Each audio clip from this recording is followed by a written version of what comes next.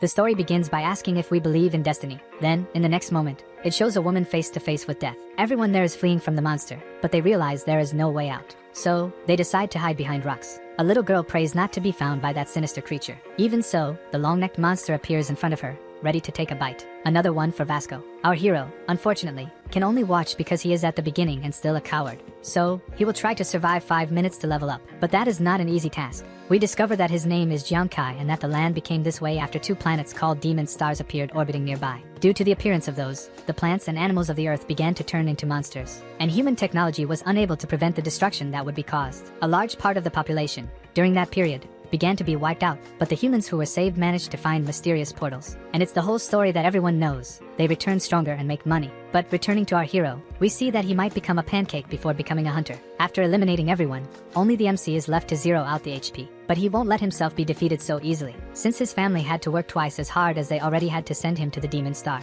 He knows he cannot let things end that way, as all the money saved by his family would be in vain. But while he was thinking, the monster didn't wait a second, throwing its spear towards our hero. Realizing this, he prepares to run towards the cliff and jump. As he fell, the monster tried to grab him in any way, but the system appeared congratulating him for completing the necessary objectives. Even after jumping off the cliff, he finds himself alive, complaining of pain. Slowly, he gets up and realizes that all his wounds have been healed. In the sky, a blue sphere begins to open, and the system notifies him that a goddess has healed him. The protagonist asks the girl if she is a deity, but receives no answer. And the system appears, notifying that the 2x multiplier is activated and there is a 1% chance that the super multiplier will also be activated. And when that happens, he will receive 10 times the programmed reward or penalty. So overall, he activates the multiplier and gains an extra ability. Jiang then feels happy, as while normal people receive only 1, he, in turn, received 2. His profession is defined as gambler, and his critical damage power has increased. He received 36 attribute points to distribute as he wishes. He feels happy, as the norm is to receive less. Due to the multiplier, he knows that by gaining 10 points, he will actually gain 20 and will jump 2 levels. Moreover, he can deal a critical damage of 20,000%, even with a 0.1% chance. However, he prepares for the future, wanting to increase those chances to a higher level. With that resolved in a new power, our hero will use the weapon that the demon beast used to earn more money. Taking the object, he doesn't care how weak his profession is, everything can change. And he comments that he didn't expect to gain a hidden power and a secret profession. With that, the system appears again asking him to complete another mission called Path to the Glorious City. The system shows a map with the location of where our hero is and where he must go. Despite having completed his initial objective, he knows it will be extremely difficult to reach this city, as it is surrounded by monsters. As soon as he speaks, suddenly, a roar begins to echo in that forest, and he hides in fear. A giant snake is fighting with a young man who is asking for someone's help. In question, the young man asks the snake not to come closer, as he has a phobia. Meanwhile, our hero continues hiding behind the tree, just observing. But the MC prepares to help Shuzi and tells him not to worry. Worried about the protagonist's appearance, Shu asks him to leave. But our hero doesn't want to hear any of it, as he feels stronger than before and throws his spear at the snake. The enemy is lifeless, and our hero comments that this was expected, as he used the muscular one as a distraction. There are still more of them starting to appear in our hero's field of vision. They realize this and worry that the snakes are coming closer and closer. While our hero was thinking about what to do, the man took the opportunity to hug him, saying he had never seen anything like it. Recovering from the hug, the MC explains to the young man that, by completing his task, he managed to change professions, gaining new skills. Shuzi, not wanting to be left behind, says he doesn't quite understand this and mentions that his profession isn't all that bad. It is explained that, on that planet, there is no way to know how many skills or professions a person can gain. It all depends on how they go about things. It is also explained that poor people cannot buy materials or even make profession swaps that would give them advantages, as it is expensive to do so. The young man's profession interests our hero, who asks how he managed it, and the man replies that it will be a long story. With that, they begin to collect the items from their enemies that were left along the way, wanting to trade them for money. All those items they picked up transform into cards to be stored in the inventory. However, while they were gathering the items, a girl appears calling for them, and they become startled, as they do not know her. She introduces herself as Sunwan and says she is having difficulty passing the initial test. She asks if she could form a group with them, and they respond that no, as they do not know her. She explains that her ability is useless in battle, but she can heal people, and for that reason, she asks not to be left alone. Crying, she warns that she can also transfer powers to their weapons, making them stronger. They are tempted to let the girl join, as she can do quite a bit. RMC thinks carefully, as in this initial phase they find themselves in, they will need a lot of help to move forward. With no other option, they introduce themselves and agree to let the girl in. To lighten the mood, Jui makes a joke, saying that our hero only let her in because of her appearance. We briefly shift to another location in the city of Jiangzhou, at Portal 18. In the research laboratory, an old man comments that it is easy to find people due to the bracelets they distribute. Su Lulan, the inspector of the initial test, appears saying that of course, because the more expensive the bracelet, the better the accuracy of the object. The scientist replies that, based on the GPS location, many of the people have already been eliminated. He starts looking into Lulan's sister, and ends up saying that she is forming a group with 2 other people. The inspector calls her sister a coward, criticizing her for having warned her not to form a group with others. The reason is that the more people gathered in one place, the more dangerous monsters will start to appear. Sure enough, a monster with a human face appears behind them. We return to the laboratory, where we learn that 2 more have appeared as well. So Lulan knows this is not good news, as those monsters are strong enough to take out a good portion of the newcomers. It is also explained that their incapacitation in that reality does not harm their bodies on Earth, but causes mental pain. This problem arises because their incapacitation in that world is as if it were in reality, causing extremely strong issues in their psychology. While the inspector warns that she will head to the location, wanting to save those 3, the scientist asks her to wait, as those 3 are not in trouble. Most of those creatures have already been defeated, but going back 3 minutes, those creatures were chasing the 3 fools. Noticing that 2 of his friends in the group would be caught, our hero turns back to face those creatures, telling them to go first. Zuzu then starts to cry, asking why, and our hero tells him to go quickly. In truth, the MC just wants to test his strength, using those creatures as a punching bag. So, jumping, he delivers an extremely powerful blow to the creature's chest. Thinking the result would be positive, he ends up getting distracted for a few seconds when, out of nowhere, that creature's hand throws him away. While he was down, he realizes he cannot finish this with just 1 blow. He prepares himself, as he is surrounded by those creatures. Despite this, he has not given up. The girl is the only brave one in the group, as she asks to go back and save the MC, and for some reason, Zuzu ends up having an existential crisis. Back in the normal world, Joy's mother asks the man why he gave her son the advanced class material. Even though her boy seems strong and big, he is actually shy, and she questions why the young man did that. He explains that, indeed, the son, despite being more fearful, is also the person with the most potential to overcome his fears. Now back on the demonic planet, there was the muscular one facing his fears. Then, he questions our hero about the reason he was protected back then when he was in danger. Kai responds that they are brothers and therefore, must walk side by side together while they eliminate the creatures. Still, our hero wants to know how his friend manages to defeat the human-faced beasts with just 1 punch. He wonders if this might be due to the boy's profession. The girl takes the opportunity to heal our hero while she still has time. Kai asks the girl to go hide, as she might get caught in one of the attacks. She remembers when her father passed away, as there was no one to help him since everyone was defeated. Then, she says that no matter the situation she is in, she will not leave her friends needing help to escape. Our hero begins to feel the effects of Sun Nanen's healing. He stands up, impressed by the girl's courage and ready to fight again. But still, he knows that even though the 3 of them are fighting together, it will not be enough to defeat those creatures. To defeat those things, he will use the girl to extract the venom from the snakes and imbue it into his weapons, having a greater effect. Handing over one of the snakes, he asks if she can heal and extract the venom at the same time. She replies that she will do her best. Our hero's weapon begins to change, gaining the power of poisoning. The plan so far has been successful, and his friend continues to fight without stopping. Magnificently, the girl is managing to control those 2 magical balloons perfectly. The 3 of them form the perfect combination. 1 heals, another tanks, and 1 deals damage. The girl then informs that the poisoning process on the sword is complete, and our hero is ready to attack. He then asks his friend to hold the creatures for a few more seconds. His friend responds that this is not a problem and delivers a powerful attack. Our hero jumps in to deliver the final blow to that creature. Those 3 fools did a perfect job, as they finally managed to defeat the creatures. They are happy that their teamwork has succeeded. Due to the group's chemistry, they gradually manage to defeat their opponents. Once again, they prepare to attack together while the inspector observes through the transmission what is happening, trying to understand how that weak group can take down each of those monsters, as she concludes that it might be due to the hero. Then, Sununu's sister questions how it is possible for someone to have a profession that cannot be found,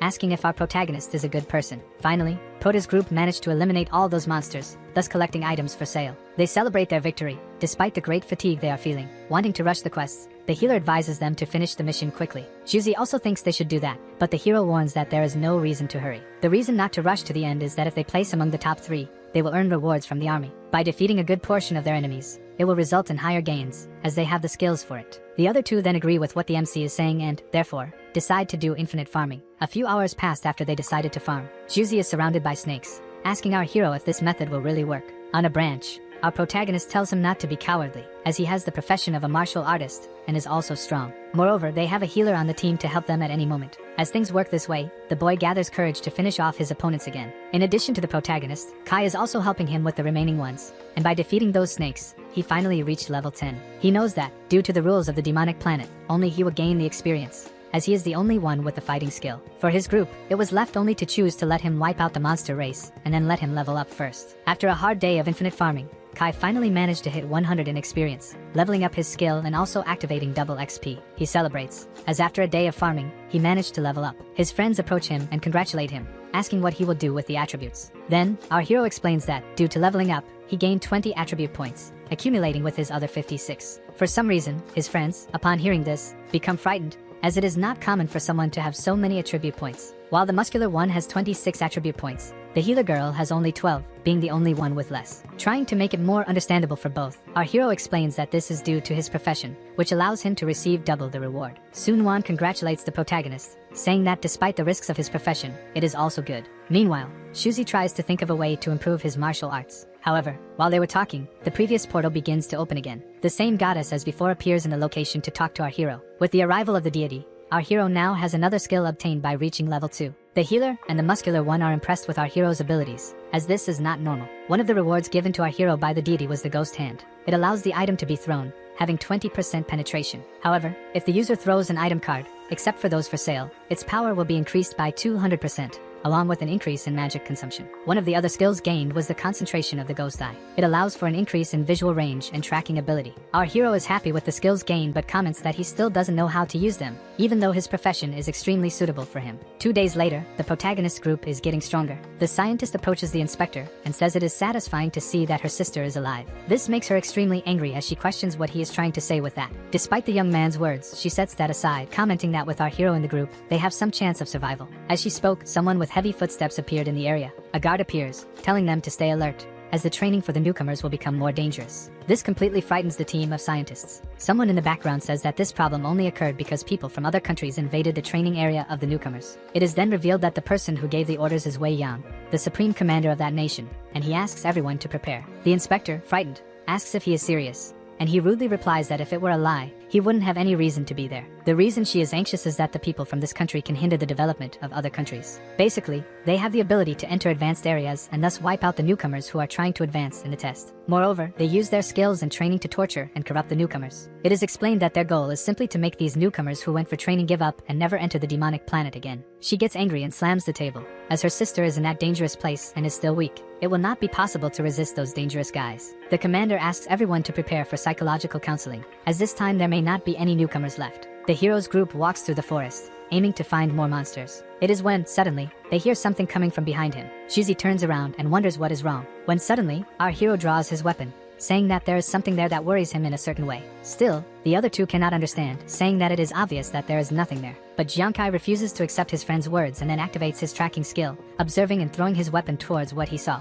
The power placed in his weapon is strong enough to destroy everything in its path until it finally hits something. He then warns that he will get closer, calling his companions to come along. Upon arriving there, they observe that our hero was right. There was a spiky boar that ended up being defeated by our hero, giving him good XP. They are impressed with our hero's eye skill for being able to see something so far away. The girl comments that all this happened while our hero is still at level 2. Imagine when he is above 2 digits. Our hero does not want to brag and therefore says that it is only like this due to his skill. While he was retrieving his weapon from the creature, the system appears and asks if he would like to collect the items that the spiky boar will leave, and he accepts. He is impressed with his powers. The ghost hand can increase the damage of his thrown objects, and the demonic gaze allows him to see everything in slow motion. So, inform your group that by defeating that enemy, you managed to level up to level 3, and therefore, they should go look for more monsters to defeat. While the MC's group was talking, an unknown person in the shadows warns that their captain is very lucky because he has strong people with him. It is finally revealed that those people are from Country L, who invaded that world to terrorize the lives of the newcomers. Realizing that those humans would not be very friendly,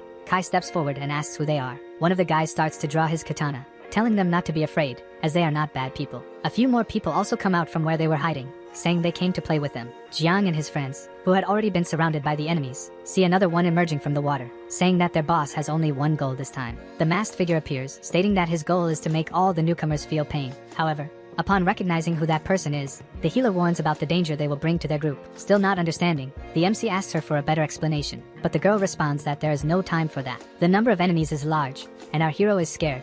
As one enemy there is level 5. He knows he can handle those enemies up to level 4. However, regarding level 5, there is not much he can do. The commander of the enemy troop announces that the genocide must begin. Kai asks his friends to form a pair and flee to a distant place, buying time for them, and then they will meet again. They agree and leave, each heading in the opposite direction. The masked one asks his companions to follow the fugitives while the rest stay to help capture our hero. Meanwhile, Jiang entered the woods to escape. He travels along that path, with 2 of the henchmen ready to capture him as soon as he gets tired. But suddenly, he disappears, and the henchmen notice this, wondering where he could have gone. For a moment, the subordinates stop and ask if our MC wants to play hide and seek. While they were talking, out of nowhere, the protagonist's spear is thrown towards them. One then notices and prepares to stop his attack, saying that it is easy to defend against newcomers. What he did not expect was that our MC was strong enough to defeat him, and the other subordinate watches his friend being defeated by a simple spear. He looks back and asks why his friend flew so far away, and notices that the guy is happily lifeless from a blow. Then, that man wonders how such a thing is possible, while the MC observes from hiding. But he comes out and says that no matter how strong he is,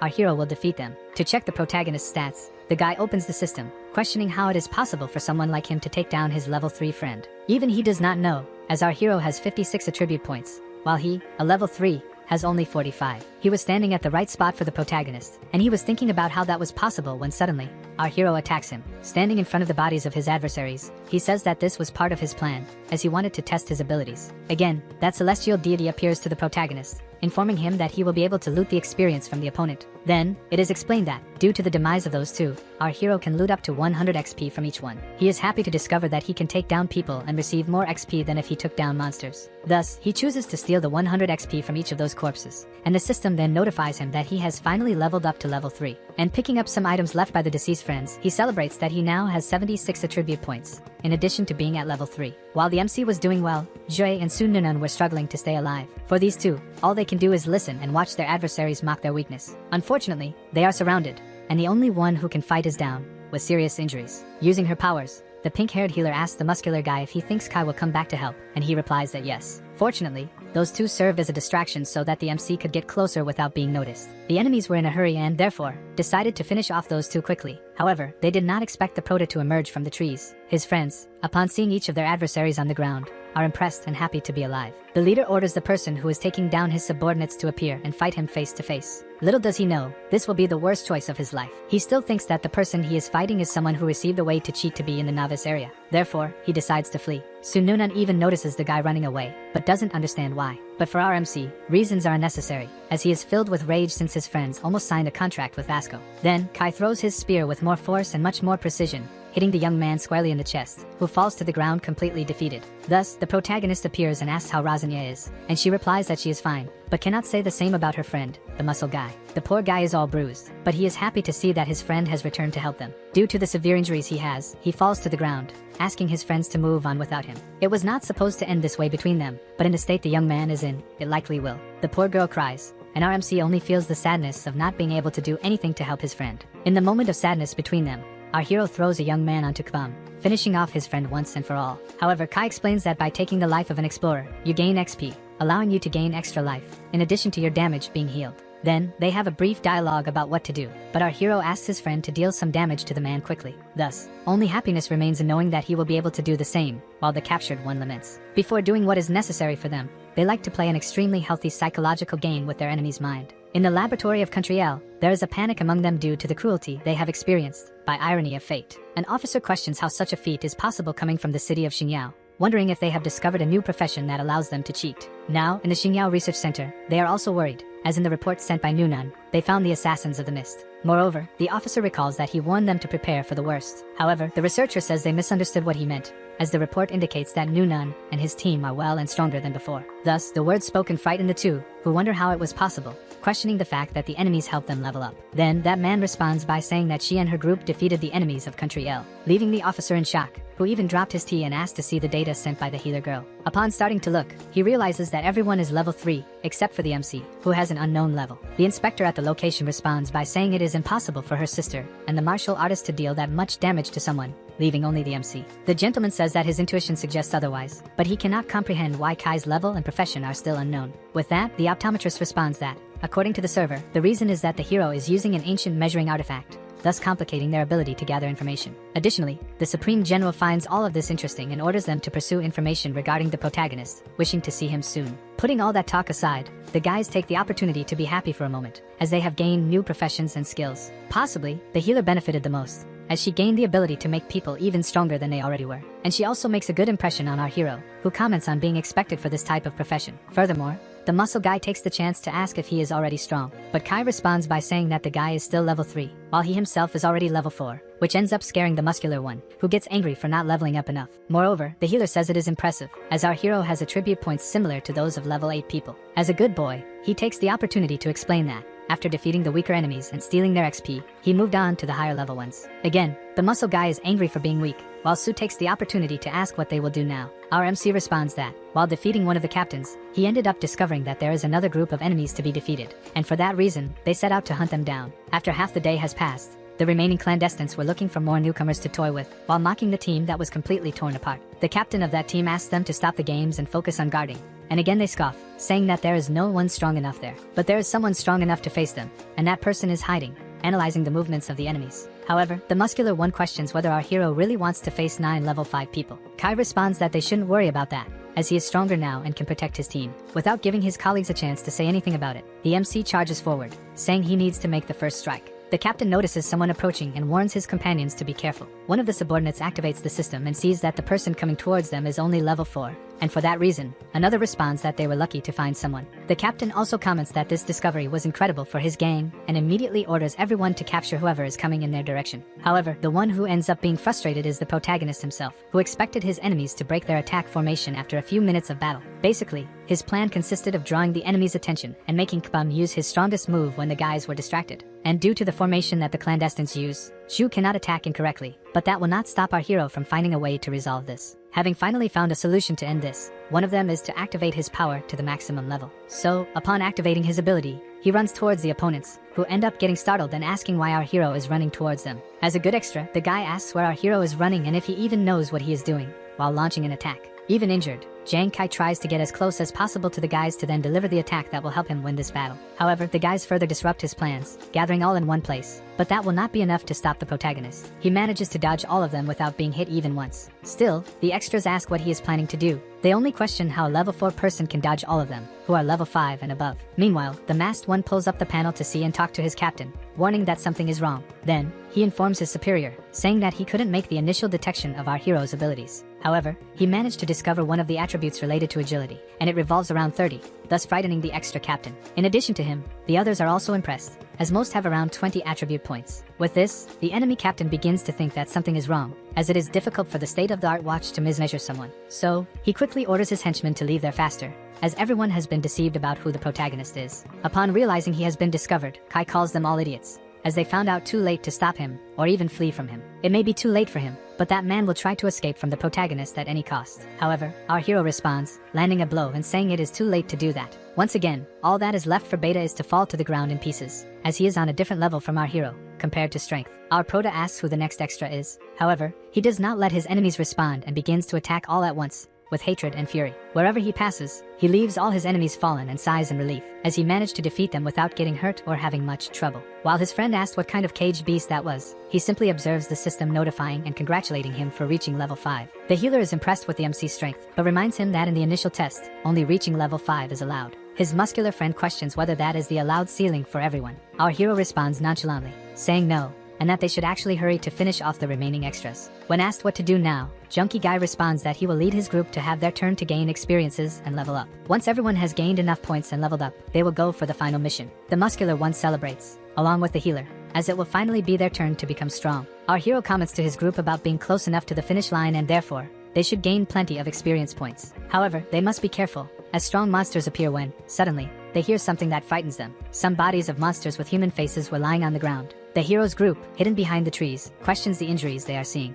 To find out more, our hero activates his magical eye ability, wanting to be sure of what he is dealing with, and ends up seeing golden lights. While they were distracted, something behind them started coming in their direction, emitting the same golden light that our hero had just seen. Suddenly, that light emitted an insane aura, frightening the healer and the muscular one. That golden ball begins to move, passing between our heroes and destroying a good part of their clothes, until it finally heads towards our MC. This scares them, as they see something completely different, so those two injured ask him to be careful. However, none of this really matters to the protagonist, as he ends up stopping that object with one hand. Holding the creature, he realizes it is Ratatovsk, that golden ball, causing the muscular one and the healer to question why it is so fast. Reading the situation, our protagonist makes a joke, saying that it is not fast enough and is also fat. Upon hearing this, Ratatovsk starts to fight with our hero, asking him to take back what he said. Wanting to prove he is right, the protagonist releases Ratatovsk, asking it to run again and try to attack him. Then, Ratatovsk takes advantage of this, asking if our hero is making fun of him. Then, he activates the supersonic blast again towards the protagonist. The muscular one gets scared, thinking our hero might get hurt. However, nothing happens, as Ratatovsk is captured once again. Again, the young man releases that rat, saying it is slow enough not to worry about any attacks. The rat attacks our hero more and more. However, it ends up being captured over and over again. Kai impresses the other two, until finally the little rat surrenders. The protagonist explains to his companions that, by capturing that rat, it will not run away anymore. Moreover, the MC will try to tame that rat to use it in battle. However, he does not know if this will be possible, but he feels relieved to have managed to get some monsters to level up, asking Nuan to take care of them. However, she is standing still, analyzing the cuteness of the little rat. Perkbum laments, as he does not know if his martial arts are as strong compared to the protagonists. When suddenly, someone among the trees starts to appear, saying that he finally found it after days of searching. That hooded man walks slowly down the clown stairs, until guards appear, welcoming him for completing the novice test. However, one of the guards laments, as there was another person who arrived at that place first, but he warns that the ranking does not matter, only the fact that he passed the test. However, the hooded one, with a strange demeanor, pushes the guard's hand away, saying he knows he was not the first to arrive there, but that it does not matter. Then, he starts taking out all the attack items he has from his inventory.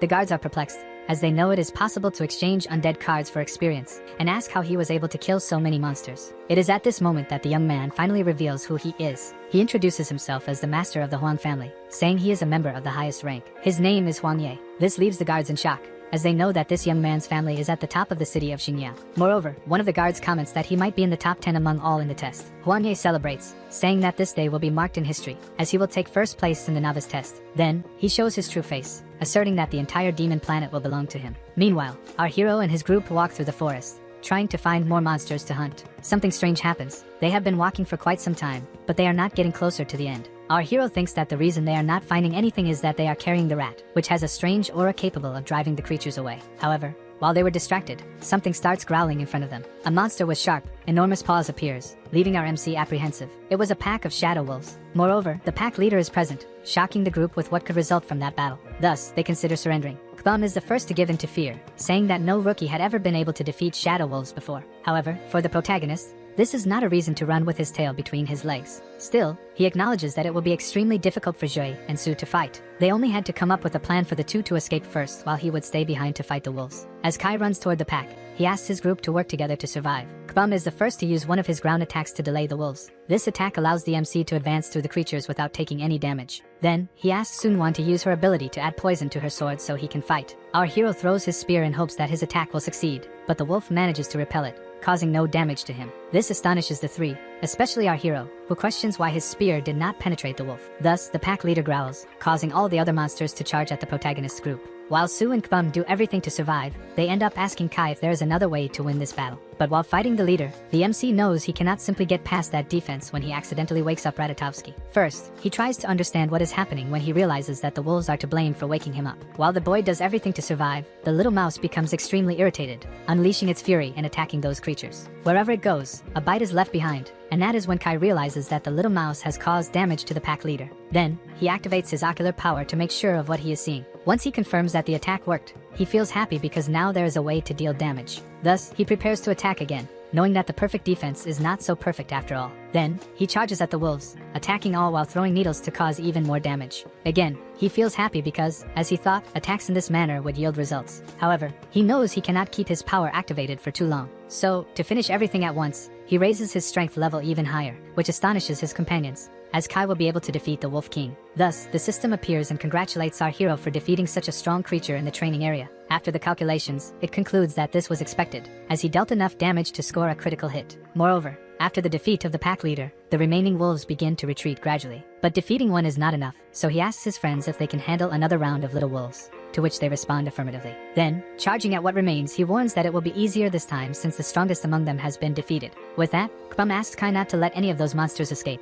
given everything they have been through in those few minutes of agony. The fight with the wolves continues. All the heroes there prepare to give their best. While some cast spells, others engage in physical aggression. While our hero does the same, they finally celebrate after defeating all the remaining wolves. Because, in addition, they also managed to defeat the boss of the novice area. Thus, the protagonist asked them to go and finish off the remaining creatures quickly. He left them with few lives so they could level up. Soon, The next step they must take is toward the finish line. There, they are surprised by how beautiful the place is. Suddenly, Ratatovsky starts to flee from them. The healer warns, but our hero responds that it is fine since the animal is free. At the reception of the place, a guard appears congratulating them for passing the test. He informs them that all the people who completed the test are present there. Additionally, Kai asks when they will be able to see their ranking position. Suddenly, the same guy who had arrived in first place appears laughing, saying it is a tremendous coincidence since that man's sister is part of his family. He questions why the protagonist wants to see his ranking. Clearly, the MC changes his facial expression, saying he did not expect him to be there. So, the envious one says he will show our hero who is in first place in the ranking. A background character appears along with the ranking, questioning why a bunch of losers would want to know what position they finished in. Remembering everything his sister went through working in the house of that despicable being, our hero gets angry. He also recalls all the humiliation his older brother endured so he could save money. Kbum, upon hearing those words, gets angry and will try to defend his friend. However, our hero, being a good person, apologizes and warns that soon they will see with their own eyes that those three fools will be in first place. The protagonist's words echoed in the heads of the background characters, but not out of fear, rather out of laughter, asking if he was crazy to think he was in first. As he communicates with the three, our hero says he didn't expect they would have to do this, but since the occasion calls for it, he asks his friends to show everything they collected, thus revealing everything in the inventory of the three. What was once a source of laughter now becomes a source of fear, as they are perplexed by the number of monsters they have defeated. In addition to, obviously, having a final boss in their inventory, questioning how they were capable of that. Not wanting to be left out, Wan Yi says this is nothing but a joke from losers, questioning how they could defeat a Dark Wolf King. Our hero just laughs and asks them to look at the ranking again. Then, the ranking is updated again, showing the people who are in first place. There are the three fools who until now had been mocked. Obviously, it wouldn't end there, as our hero asks the security guard to count the number of invaders from country L they have defeated. This frightens both the guard and the background characters, as they cannot believe they have defeated invaders, causing Hanjai to question the methods. To belittle the boy's achievement, the envious one asks the background characters if at any point they happen to see any invaders. Then, he informs the local security that, as he can see, no one besides those three had seen anyone who could cause harm and asks for a review. Everyone starts shouting, thus influencing the boy's decision. However, someone in the back appears asking them not to worry. The person who just spoke is Lun Hunin, the commander of the city. He says it is a surprise even for him, as he did not expect this to happen. Thus, he completely frightens all the background characters present, as the one speaking is an official. As he approaches the MC, he informs him about the rewards he will receive for defeating the enemies of Country L. He informs that, originally, everyone who comes in first place receives rewards from A to B. However, Jiangkai will receive a level S reward. His friends are happy to realize they have won in the end, but those who did not like this at all were the background characters, who begin to get irritated again by this fact. Who would be even angrier would be Huang Ge, who starts biting his lips, his veins bulging, saying it is impossible for him to have lost first place. To belittle him, our hero comments on the fact that he belongs to an important family, unlike the protagonist. This further irritates our protagonist, who asks if it is not enough for him to hear it from an official. Then, Huang Ge begins to conjure his magic. Behind him, the security guard tries to stop him, but it is futile, as he charges forward, even insulting the MC's sick brother. Unfortunately for the envious one, there is nothing left but defeat, as he has just put his hand in a hornet's nest. He charges forward, holding his little sword, warning to be careful, as otherwise he will end up with the protagonist's sister. For him, there is nothing left, as he was completely struck by Kai, who landed a precise blow in the middle of the boy's chest. However, some who were present at the scene begin to question Huang's audacity, as he belongs to one of the best guilds in the country. Wounded and sitting on the ground, trembling all over, he asks how the protagonist dares to attack him without knowing about his relevance to the world. Our hero responds by saying he doesn't care and that if he speaks about his family again, the consequences will be worse. Our hero walks towards him, saying that for him, his family is the most important thing, and anyone who speaks or touches them will suffer consequences. Everyone stands still, doing nothing, just watching what Kai is about to do. No matter who or what, everyone will suffer the same way. He then plunges that spear into the boy's chest, completely ending his life. The system notifies that he received only 6 experience points. He ends up mocking, as the fact is that the guy belongs to a large family and, even so, is useless enough not to have enough experience points. Quickly, everyone present, upon witnessing this scene, is shocked and begins to shout about the act they just witnessed. June, who was just watching without doing anything, says that this was expected from the protagonist, even though his act was a bit reckless. Then, this time, to put an end to the matter, he says that, as everyone could see, Kai was just defending himself, as it was Huan Yi who started it. He then calls our protagonist so they can go collect their rewards. After waiting for a while, June apologizes and says that, because his rewards were better, it took a little longer. Everyone starts to open their rewards, and a stone is handed to the healer. The redhead explains to the girl that this jade stone allows adding 15 points to psychic and mental. Moreover, Kbum is completely happy because he received armor that allows him to use his potential fully. It is explained that this black armor can add 16 points each to defense and strength, and will reduce damage by 16%. His friends, happy with their rewards, ask Kai to open his rewards so everyone can see.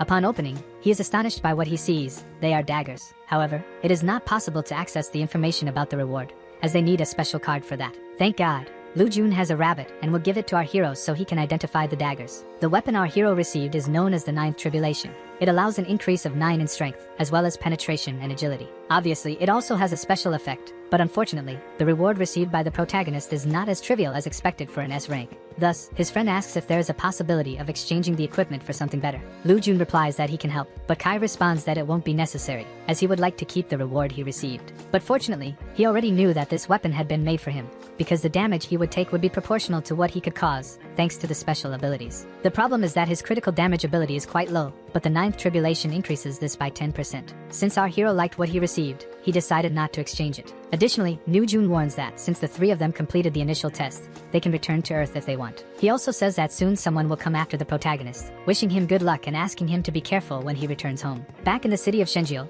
the hero rides calmly on his bicycle, happy with what he achieved on the demon planet. He can hardly wait to tell his brothers what happened. But when he gets close to home, he notices several luxury cars in front, finds it strange, but initially doesn't think much of it. Upon opening the door, he calls for his brother and asks him to guess what happened in the novice test. But looking at the sofa, he notices someone with an evil aura. Sitting there is Huang De, who says, "After so long, someone finally showed up asking how the protagonist's test went." Our hero is startled to realize who it is and asks what that man is doing there. But there is no time to question. Someone attacks from behind, leaving him no chance to react. Holding the crazy stain, Huang De asks if he knows what happened to Huang Yi after what went down on the demon planet. Then, the man explains that his brother will be out of action for a month. But for our hero, the result will be permanent, because he intends to finish off the MC once and for all. Just as Kai was about to be hit, someone breaks down the door and defeats 2 thugs holding him, also hitting Huang De. It was the commander, the same one from the research center, who appears behind the hero, saying that he had asked to be informed. "Be careful when you return." Accompanying the officer was Sun Wan's sister, who shows a paper with military information about Jiang Kai, which scares Huang De.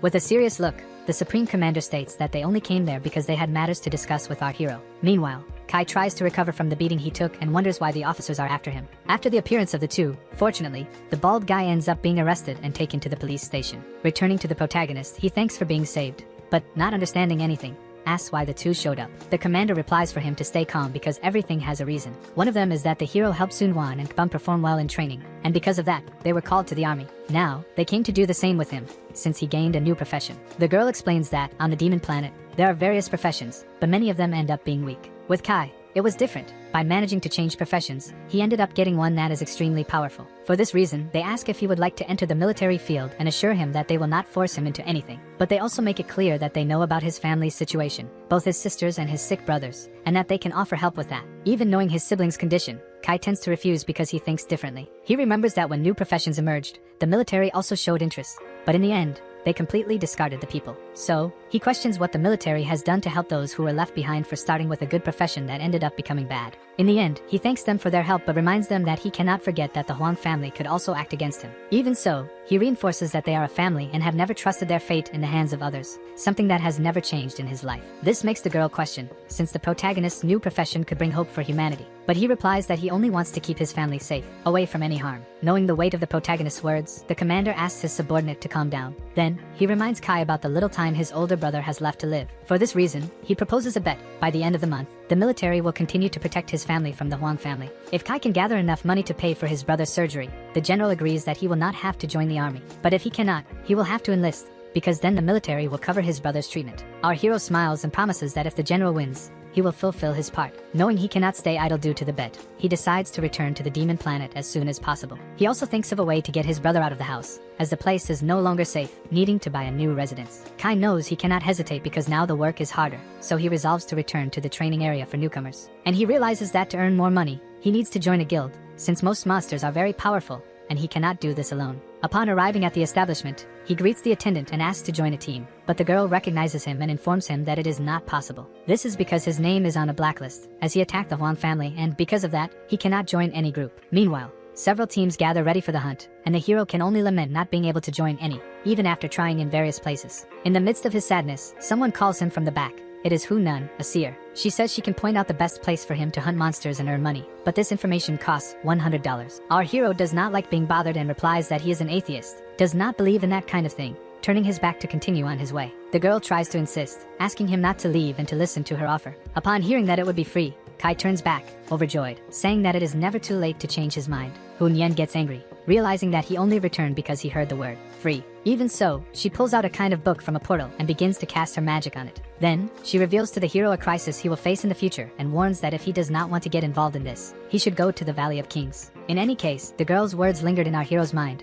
because he knows that even with the Huang family wanting to harm him, they cannot act so easily. Still, he needs to take precautions. The most obvious choice for the Huang family would be to send soldiers to the Ash area. Kai also remembers the Victoria area, but that is only for those above level 15, so he knows he cannot go. Only the Valley of Angels remained, as perhaps the Huang family had not even thought of sending someone there. He decides to show what he is capable of in that area so that the Huang family never tries to mess with him again. Before leaving, he says goodbye to the girl, thanking her for the advice, which confuses her because she had told him to go accompanied by a group. But in the end, it's not her problem. All she hopes for is not to receive 5 negative reviews afterward. Some time passes, and we are already in the Valley of Angels. The protagonist walks calmly, marveling at the place. But he soon remembers that the monsters here are quite strong, and suddenly hears one of their screams. He prepares to attack. A group of extras is being attacked by a kind of gorilla. They are all struggling against the level 11 monster, with 172 strength. Even in distress, they do not give up and continue attacking. Our hero, in the background, just watches, wondering if he could defeat something like that. But that gorilla was not alone. Suddenly, its companions surround the protagonist. He manages to dodge and steps back a few paces. Kai opens the panel to check the stats. He sees that one gorilla is level 12,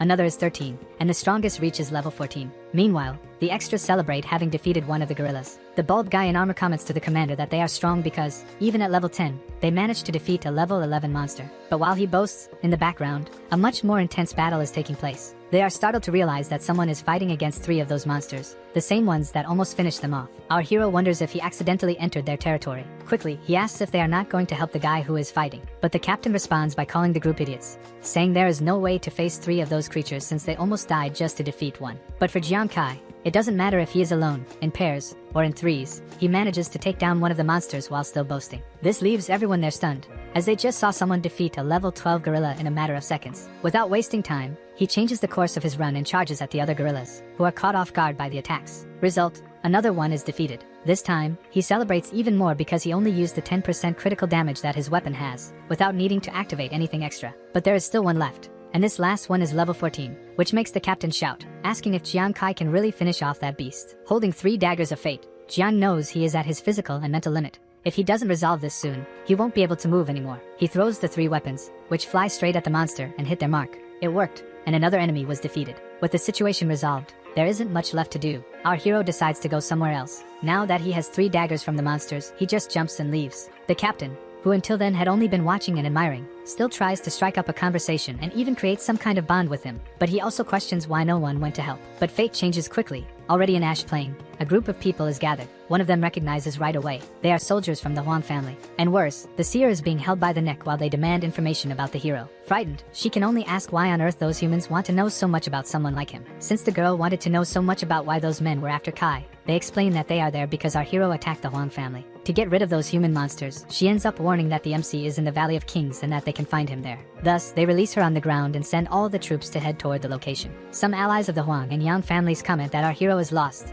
as that group consists of enemies at level 20. But fortunately, the seer didn't truly reveal what will happen to them. She only warns that the meeting of those men with the protagonist will result in their deaths. Meanwhile, Kai celebrates having defeated a level 16 gorilla. Despite his strength increasing more and more, he worries because it is still too complicated to sell those cards. For now, the focus needs to be solely on paying the medical expenses for his brother. Distracted again, the protagonist is caught off guard. However, this time, instead of fighting, he is approached with a proposal, if he would like to join a team. These previously unknown individuals say they currently have 3 teams, all in search of the giant gorilla. And if the hero manages to defeat it, he can choose one of the treasure chests as a reward. But he responds that he has no team, that he is solo. Even so, the leader of that troop assures him that it's not a problem, as they only needed one person to complete the plan. Then, they all head toward the valley, where the gorillas are apparently gathered. The leader explains that all our hero needs to do is attract the attention of one of the gorillas guarding the entrance to the chest. Kai does not respond immediately. He knows that chests could bring useful rewards in the future, but he also wonders if it is really possible to handle this alone. And the doubts only increase when he remembers the team that asked him to join.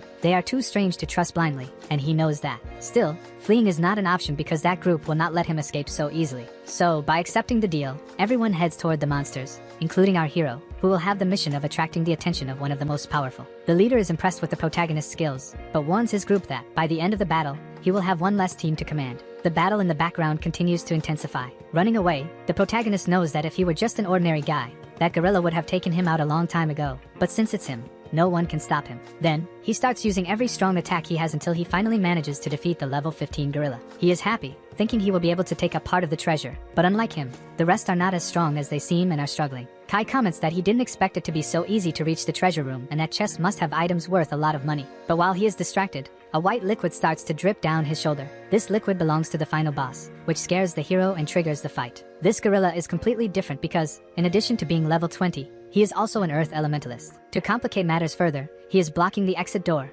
leaving Kai with no escape. And to make things worse, no attack causes damage because the gorilla has 23 defense points. This infuriates the protagonist, as to hurt this monster, he will have to repeat what he did with the Shadow Wolf King. With no time to think, the gorilla charges at him, throwing a rock that hits him squarely. The difference in attributes is clear, and this makes our hero consider the idea of playing the giant on the hill. But Jian knows he cannot give up because if he loses, he will face a punishment of a month without being able to enter to earn money. With no choice, he ends up falling asleep amidst the chaos, and has a flashback of when his brother helped him during one of the toughest moments of his life. These memories give him strength, and our hero begins to recover from exhaustion, avoiding being devoured. However, it is already too late because he ends up being swallowed by the monster, which is quite pleased. But the gorilla did not expect the hero to cut from the inside out, defeating the level 20 creature. In the end, he didn't need many tricks, just being digested and attacking from the inside out, breaking the defense, and claiming the treasure chest. Sometime later, the henchmen of the hooded leader manage to defeat the gorillas and are going to divide the treasure. However, when they enter, they realize that the chest has already been looted, leaving the leader furious, wanting to know where it went. One of the subordinates says he saw the hero entering the cave but thought he was hallucinating because he didn't believe he would come out alive. Then the conflict begins among the extras,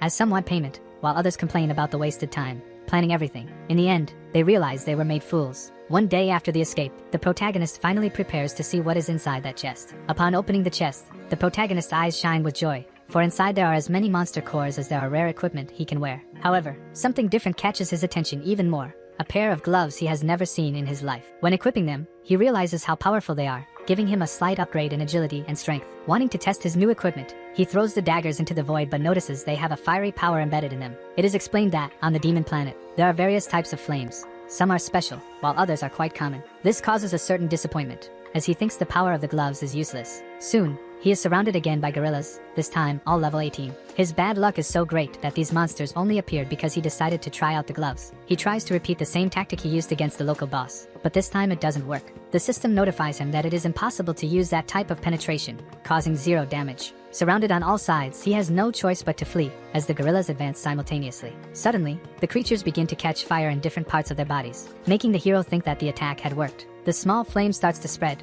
causing even more damage until all the gorillas are defeated. Thanks to the spreading flame, all the creatures were defeated. Meanwhile, the hero wonders how it is possible to deal 2000 damage. He quickly concludes that if his power deals 200 damage, that glove multiplies it by 10, allowing him to break through defenses. And if he can indeed deal 2000 damage per second, that equipment is practically divine for him. This makes it possible not to worry about the enemy's defenses. Later, someone became known as the God of Flame, as he defeated all the creatures in the area as if they were nothing. On the second day, the protagonist is happy, as he managed to level up the night before. He achieved upgrades in all attributes, and made the power of flames practically invincible at that moment. Additionally, as a reward, he received 10 treasure chests, making it clear that he still possesses the cards from the gorillas' corpses. However, something bothers him. He is not with his friends. All Jiang Kai wanted was to have his buddies nearby and know how they were doing in the army's training area. It is shown that Bum is irritated because all the gorillas in the king's area have been defeated. The healer misses Kai because he helped overcome any trial, while the muscular one starts complaining again. But suddenly, the general appears, saying he is not there to listen to complaints but to train them and make them stronger. He then orders the two to regain consciousness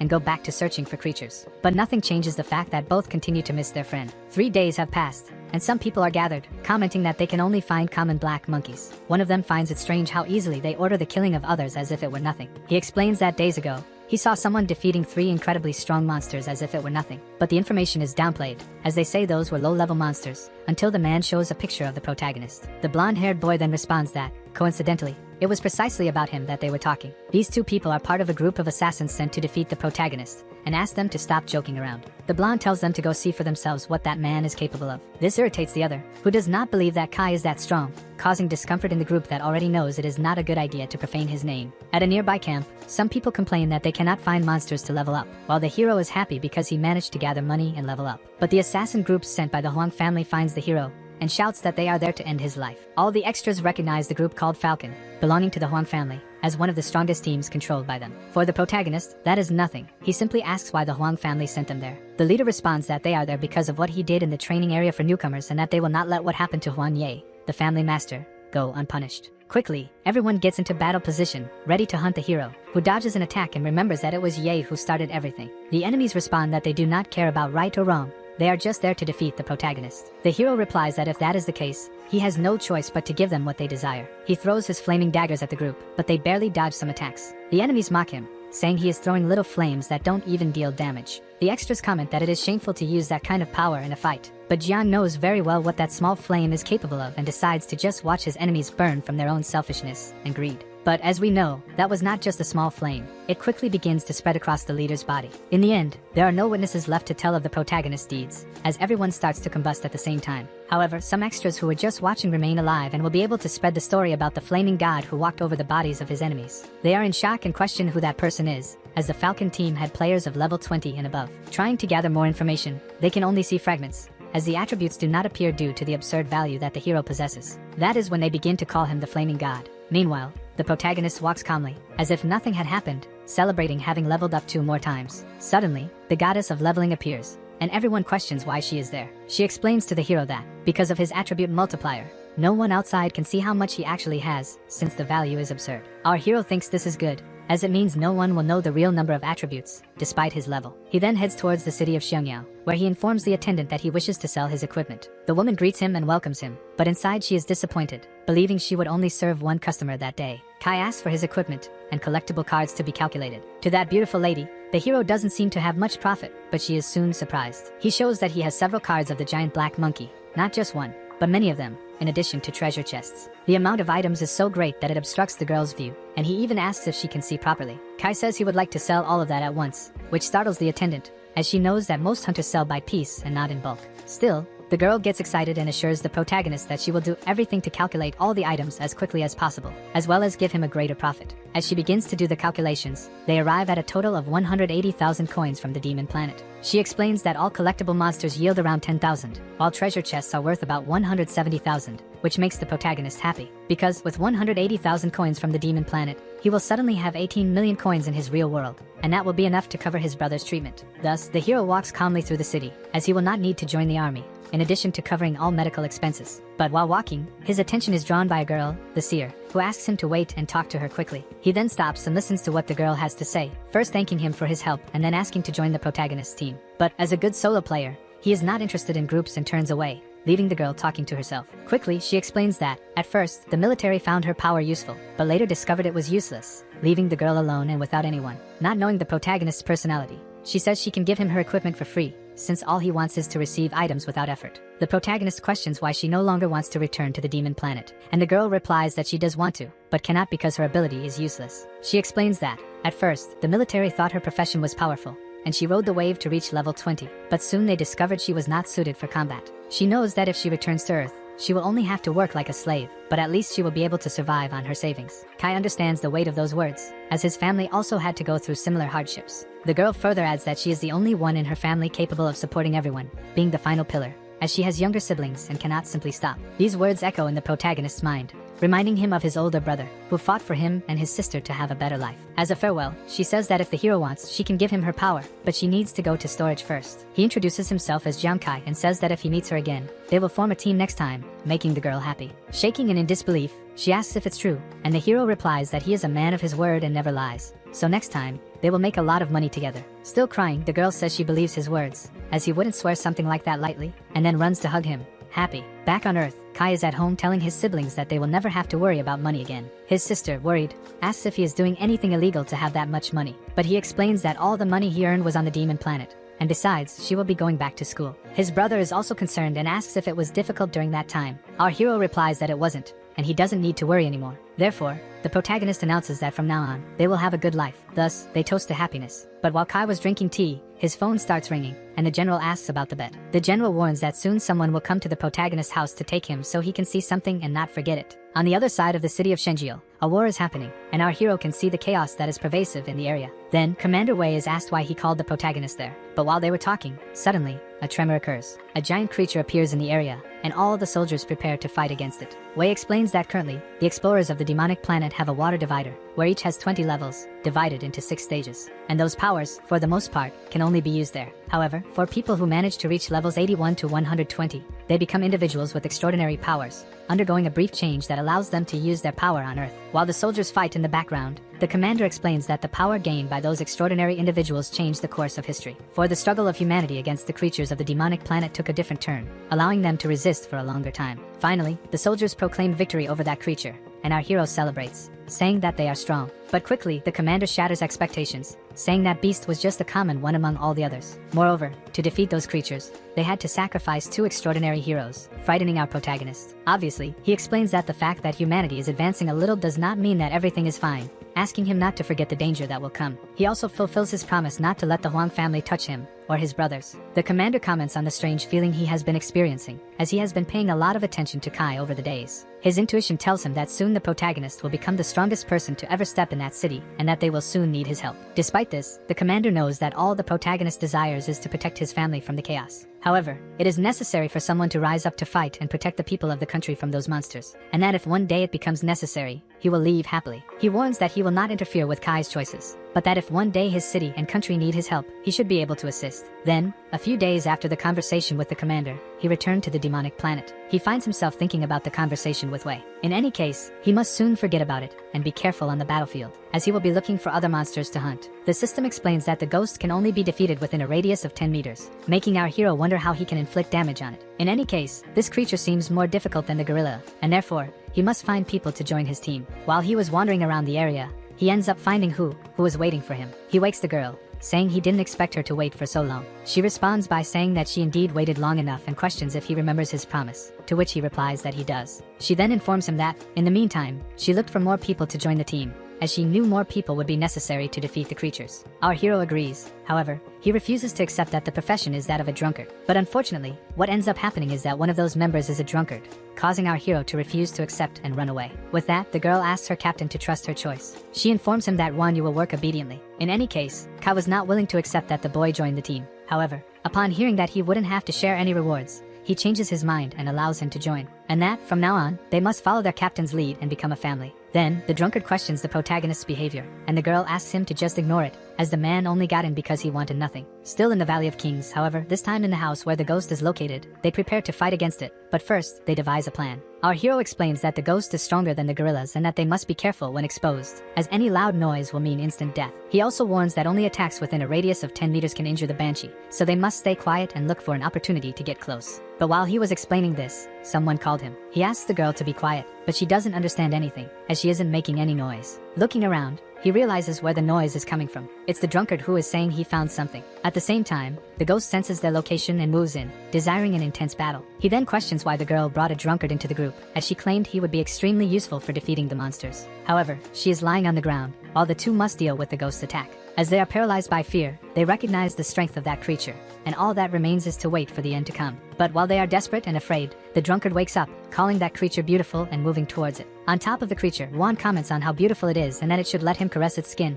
thus freeing his companions from their state of fear. Thanks to this, our hero will be able to use his ability to attack and resolve that problem quickly, before things change. While the protagonist explodes the ghost, the drunkard asks where his wife has gone. Kai and the seer celebrate defeating an elite monster in just seconds. But for the drunkard, this isn't good, as the MC had the courage to end his wife. He says she felt lonely and that there was no reason to do that to her. Whispering to each other, they talk about him being useful while drunk, but setting the conversation aside, the seer goes to get the chest. Still, the protagonist tries to understand how the guy wasn't affected by the banshee's attack and how he managed to fight against her. One reason might be that, by consuming alcohol, that profession has the ability to lose consciousness of their actions, thus having no fear of anything. He laughs, as he has found something important to him. Meanwhile, the seer returns with the treasure chest. Our protagonist laughs even more, saying that Juan is important for defeating the banshee ghosts. With a powerful weapon in their hands, they head to the other cabin, where there is another opponent. There, they wait for her to respawn so they can fight. The team captain orders that the young man attack the ghost in front of him. So it is done. He charges in, calling her his wife again, unaware of his actions, grabbing her and calling her beautiful. Our hero takes advantage of the situation to attack the ghost immediately, giving no chance for a counterattack. Like the other, the creature begins to catch fire,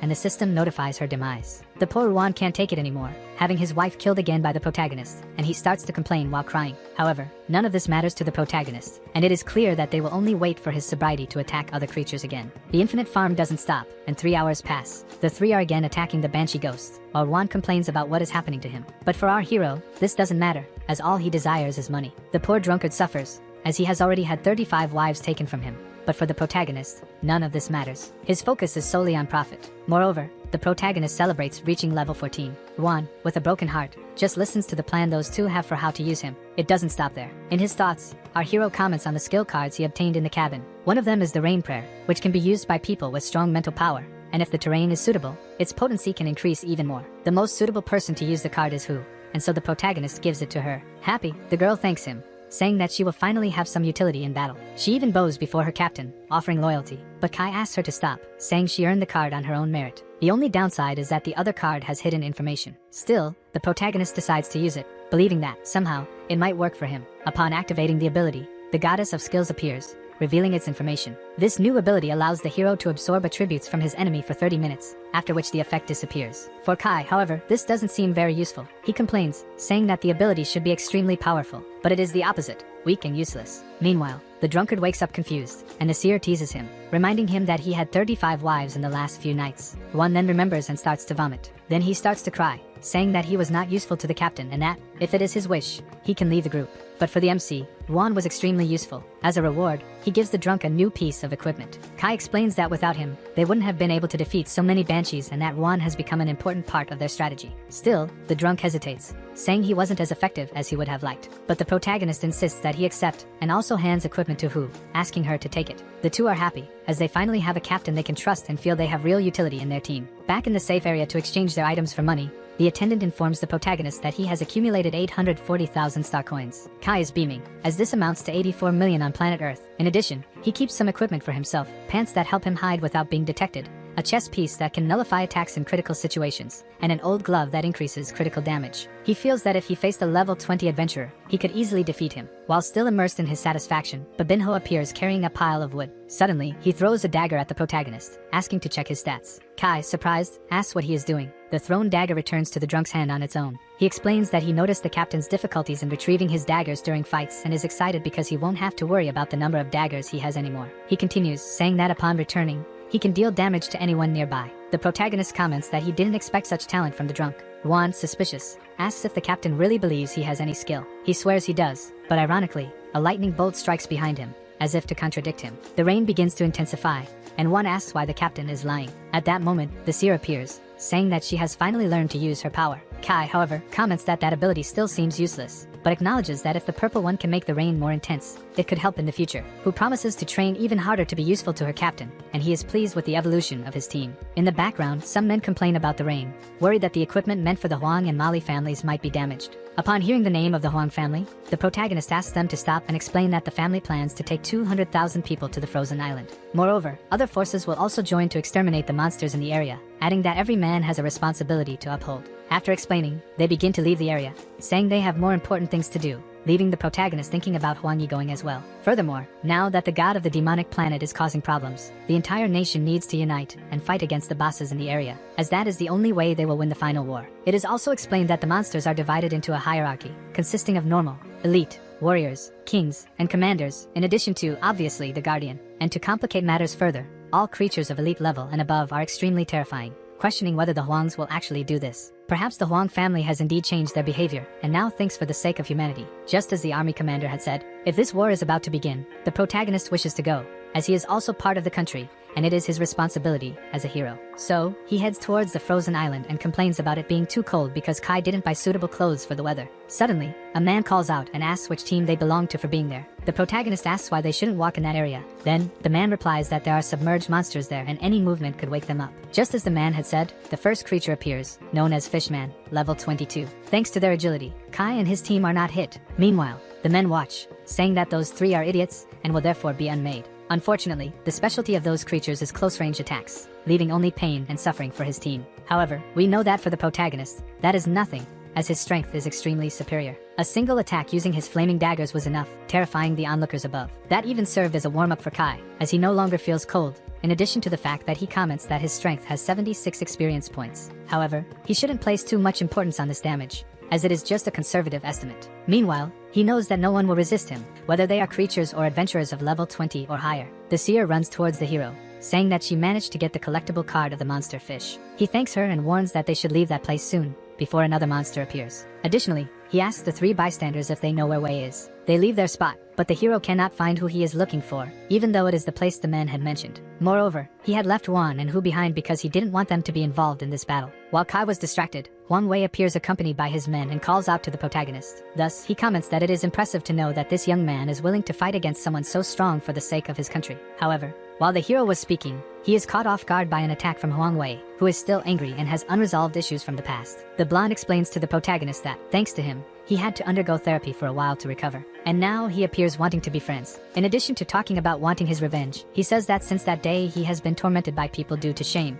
but he was warned by the army that he should leave Kai's family and him alone. Unfortunately or fortunately, that will not happen on his part. He explains that he is only there to defeat the boss and use that as leverage against the army to lift the protection over his family. The hero questions if that is the purpose of his life now. Then, he replies that yes, however, he did not expect the protagonist to appear before him taking the initiative. In any case, before ending the war, he will first take care of the protagonist. Unfortunately, the protagonist was naive to think that he would have changed, warning the young man that if he wants to fight, he should gather his team. Upon hearing this, the new group of the blonde starts laughing, saying that their master is at level 14 and has level S equipment. But they quickly regret what they just said, as the protagonist is also at level 14, despite being the same age as their master. However, while they were boasting, their leader was hit by an attack from the protagonist, causing him significant damage. The bystanders, now scared, ask what is happening, while only hearing the leader calling for help. Thinking he had won, the blonde tells the bystanders to leave quickly, lest they end up like their master. However, he is surprised, as the greedy blonde is still alive. Thanks to his equipment, he managed to survive, but with only 1% health, and he then orders his henchmen to eliminate Kai. Even in front of someone as strong as the MC,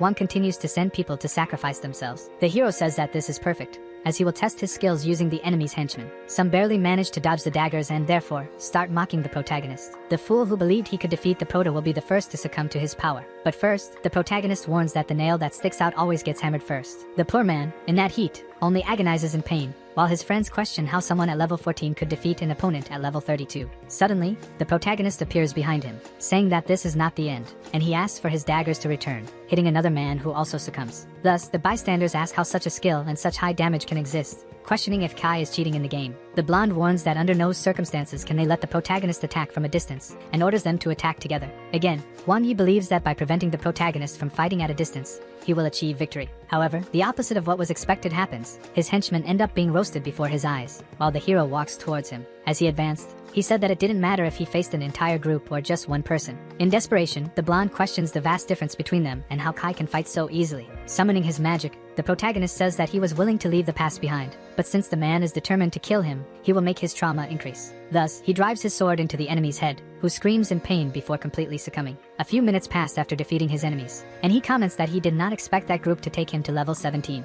However, what he did not expect was that the system would notify him of a penalty for defeating more than 10 adventurers from the same team. The punishment he will receive consists of the fact that all players around him will know his exact location. Thus, Kai is frightened, as he knows that this penalty will bring him immeasurable losses. Moreover, he remembers that, due to his talent, there is a chance the penalty could increase tenfold if he is not lucky. Knowing he could be hunted, he is in shock, as if something happens, he will return to level 1, and therefore, he should not go to places with many people. This time, we find ourselves in the Huang family's field. There, a man screams in disbelief that his son has been unlived. Huang Tong mentions the agreement he made between his 2 sons. They would fight side by side for their country, but now one, unfortunately, has died again. Huang De then asks how they should deal with this situation now. Promptly, their father responds that they must defeat the boss anyway to use against the army. Half an hour has passed, and Kai is with his team again. The seer questions the reason for the delay, and the drunkard acknowledges that the MC has become a killer. The protagonist replies that he cannot explain now, as they are out of time, but gives a brief summary that he has become the #1 enemy of the Huang family. As they leave, a sound begins to resonate throughout the area.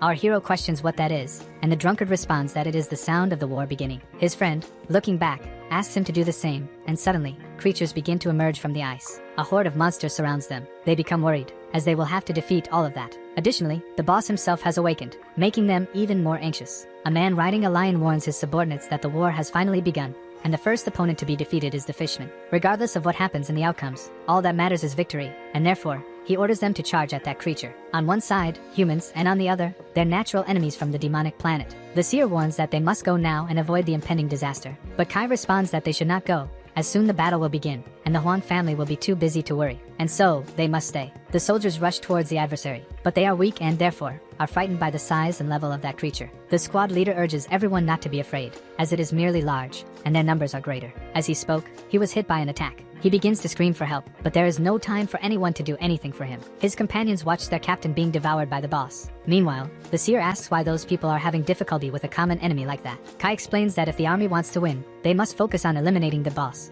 For as long as he is alive, all the creatures will return. This battle is no longer between an army of 200,000 men, but rather between an army, the entity, and its supreme soldiers. A man, conjuring his fire magic, warns his friends to be careful. As they are entering the attack zone, everyone begins to exercise extra caution. They all know they need to give their best if they want to deal maximum damage to the main boss. With that, Ruan and Hu comment that the power of the army guys is great, and they seem like they will defeat the Guardian. However, they are interrupted by Kai, saying that the situation they are in is not good at all. Therefore, he activates his ghostly eye ability, stating that through his skill, he can see that those people haven't even managed to deal damage. With that, one of the guys questions how their attacks were not even possible to get past the defense. However, what they did not expect was an immediate counterattack. Each of the closest ones was hit, flying away, while the boss, in the background, sits without even suffering any damage. Everyone on the battlefield wonders how it was possible for the 8 supreme heroes to be defeated so easily. Meanwhile, the MC thinks about the strength the boss must possess. Holding his staff, a man runs towards the boss. Kai questions why he is doing this alone, given that the 8 supreme heroes have just perished. Determined, the cloaked man advances without fearing the future. Meanwhile, the soldiers are only worried, as yet another person will end up dying. Then, that man, holding his spear in the form of a staff, conjures his power while trying to stop the boss's attack. The cloaked one explains that at no point did his friends sacrifice themselves in vain, as this was all planned to deal damage to the primordial trash. The person in question, standing, is Jiang Feng, one of the supreme heroes. He warns that, in front of the fallen people, he will seek his revenge. With that, the system notifies that his talent has been activated and his strength will increase by 25%. The man then manages to deliver an attack to the entity that even causes damage to him. Everyone, without exception, is happy, as there is hope to defeat the enemy. Thanks to his talent and the people who just died, his power increased by 200%, as if there were 20 Supremes by his side. Without time to rest, Jiang Feng continues to attack the boss, while his leader says that if things continue this way, they will surely win the battle. However, what Kai and his team did not expect was that an elite monster of level 32 appeared behind them to attack. Wandao then informs his father, having been notified by the system, that the army of fishmen has just been summoned around the island. His father asks about the veracity of the information, and Wang Dao confirms again, saying that all the monsters that just spawned are level 30 and above. Hang Dao's father complains, as now that they have managed to stabilize the battlefield,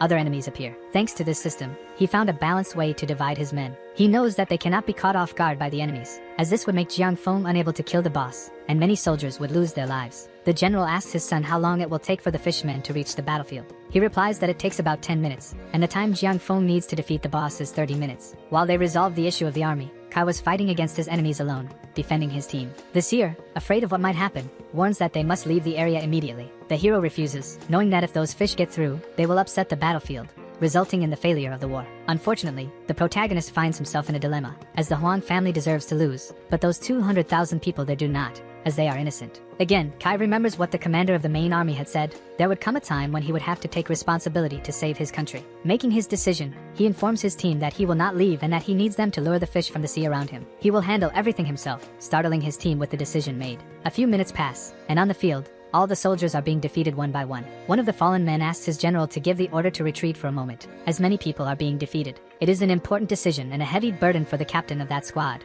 as many people there need to continue working on the demon planet. But for the captain, the fight in front of him is more important, so he says he will not retreat. One of his leaders then questions whether the captain is blind, as 10 minutes have already passed since what was mentioned, and yet the fishmen have not appeared. Everyone finds it strange that none have appeared, and therefore they ask if the Hong family is involved, but they end up being told no. For them, this means that there must be someone powerful enough fighting while they are there. Indeed, the protagonist is attracting all the fishermen to defeat them one by one, tearing apart his enemies. The protagonist warns that the last person who dared to speak to him dug their own grave. Although he is managing to defeat those creatures, he feels a bit of difficulty, as the number increases with each enemy he destroys. While he was distracted, the seer ends up being chased by the fish, and she screams for help along with the drunkard. Seeing his two friends in danger, he asks them to run and hide, as he will take care of the rest. However, his group finds it very risky and asks if he can handle it. Then, the hero replies that yes, as despite feeling difficulties, he feels more comfortable when defeating his enemies in groups. Hu and Huan are startled to notice the strength their captain possesses due to the high damage he caused to the fishmen. The fight between the protagonist and his enemies spreads across the battlefield. The soldiers in the background ask what is happening. Huangda questions his father if, for some reason, he called military reinforcements without informing him. While his father thinks about this, amidst the war, there is no time for reflection. Then, the army leader orders his soldiers to focus on the battlefield to balance it, and let Jiang Feng deal with the boss alone. After several hours of attack, Jiang Feng's blows begin to take effect, lowering the boss's health to 65%. Meanwhile, their happiness is abruptly cut in half, as Huangda warns that the boss has just entered his berserk mode. He explains that, in this phase, the strikes and attacks will be faster, making them difficult to dodge. Basically, to defeat this phase of the boss, Jiang Feng needs to endure as many attacks as possible. But happily or unfortunately, his health has dropped to 5%, alarming everyone on the battlefield. Apparently, it's not just the entity that has a second phase, as the Supreme Leader has just activated his as well. A large portion of the attacks from the Fishman Leader are reflected back by Jiang Feng's armor, returning to cause damage. The protagonist is pleased to see a type of armor that can reflect damage, in addition to protecting against heavy attacks. The soldiers celebrate, as there is now a small chance to defeat that creature. The redhead rejoices, as he made the right decision by bringing Jiang Feng to the battlefield, since he can deflect 50% of the enemy damage for up to 90 seconds. He is even more excited, as the more attacks the boss unleashes, the more health he loses, now down to 30%. With this, a possible victory is celebrated, but everyone is surprised when the Supreme Leader delivers a devastating blow. Due to the impact, Jiang Feng is thrown back and defeated, leaving him with only 1% health. Everyone on the battlefield loses hope, as the Supreme Leader has just fallen. The leader of the Huang family begins to blame himself for not immediately recognizing the true strength of the boss. The war proves to be invincible. A soldier tries to hold on with the little strength he has left, lamenting bringing Zhu Zi and Sun Nanan to the battlefield. He admits that he only wanted to prove he was better, but remembers that Kai would never let his friends die. The healer, in despair, cries upon seeing her captain about to be killed. In a cry of hope, she calls for help, begging someone to save him. With no strength left, all she can do is pray for a miracle, for if the boss is not defeated, the army of fishmen will continue to be reborn and everyone will share the same fate, death. The poor man has his last defense shattered, his shield is broken, and he has no choice but to accept the blow. However, at the decisive moment, our hero appears on the battlefield, saving that group. With Kai's appearance, his enemies and the captain recognize who has just saved the group. They are happy, knowing they will live for a little longer. However, there is no time to waste, and the protagonist warns them to protect themselves, as he will now go to defeat the boss. You are really something. With the little strength he has left, he tries to get up while questioning if he heard correctly what his friend just said. The muscular man and the healer question why they can see Kai's location so easily. The hero moves across the battlefield, and the soldiers sense a murderous aura. They wonder if that could be the blood recluse. His friends fear that he is going insane, as he still carries a title that will make him a target for everyone. Poor foolish men, and so they decide it is better to perish at the hands of the blood recluse than by the fishmen. Thus, they head in his direction, but one of them ends up being hit by the hero's doorman. The pink-haired girl and the muscular man become worried, believing their friend has just been killed. But for the hero, that is nothing, and he continues advancing without fear of what may happen. Meanwhile, bystanders question how it is possible for a level 10 novice to deal such high damage. His friends rejoice, as not only has the hero survived, but he is stronger than ever. Their captain is surprised to see that Kai can attack adventurers of level 20 or higher. Then, Huangda calls for his father and informs him that he can sense the MC's presence on the battlefield and that he is heading toward the boss. The father asks if he is really worried about someone at such an important moment. For the bald blonde, that feeling in his chest remains, and he feels that Kai will be able to defeat the boss. As he advances, he comments that his former self would never do this, but the man he is now will use all his strength to protect his country. Thus, he calls for the system and requests to activate the ability he acquired earlier. The goddess of the system appears, activating the ability, and originally, the MC did not expect this to be useful, but it will definitely have value in this critical moment. Due to his assassin status, everyone on the battlefield pays attention to him, and thus, he manages to steal 1 experience point from the 200,000 soldiers present. Thanks to these positions, his power reaches 5 digits, leaving Huangda in shock, who informs his father that the protagonist is fighting against the boss. And it doesn't stop there, as the MC's attributes now double those of Jiang Feng, making his father feel fear. The fear of those two rises like never before, as they watch Kai pass through the enemies without even dodging, something a level 60 hero would do carefully. The hero only needs a single punch to defeat anyone in front of him, surprising the entire battlefield with the strength he demonstrates. As he crosses those creatures, he ends up attracting the attention of a level 74 fish commander, who turns against him and uses its sound power. The weak begin to overestimate the situation, saying that he truly wouldn't be able to hold his ground against such a superior commander. Everyone thinks it's the end for the MC, fallen to the ground, as the creature charges at him. His friends scream his name in despair. Suddenly, the drunkard appears to help. Due to the effect of alcohol, he no longer has control over his actions and therefore blurts out that he would like to receive a kiss from that creature. Holding that hideous creature, he says he doesn't want anyone to steal it from him, and then kisses it. For some reason, that ugly thing blushes and throws him to the ground, while he tries to get up, all battered. Some try to understand who that man is and how he can simply ignore the attack of a fish commander and still remain unharmed. However, Kai doesn't like Han's attitude, as he doesn't want to put him in danger. At the same time, the drunkard calls for him, saying he would never abandon him. The seer also appears and begins to conjure her power to help him. The drunkard continues to draw his wife's attention, and the MC feels happy, as he has reliable companions by his side. Some men question why the girl used the rain dance. She replies that, in fact, some don't even know enough physics to understand her attack. A smarter soldier notices and warns his companions to look at the sky. They look and see that large hail is falling, hitting a good portion of the people and creatures there. She boasts,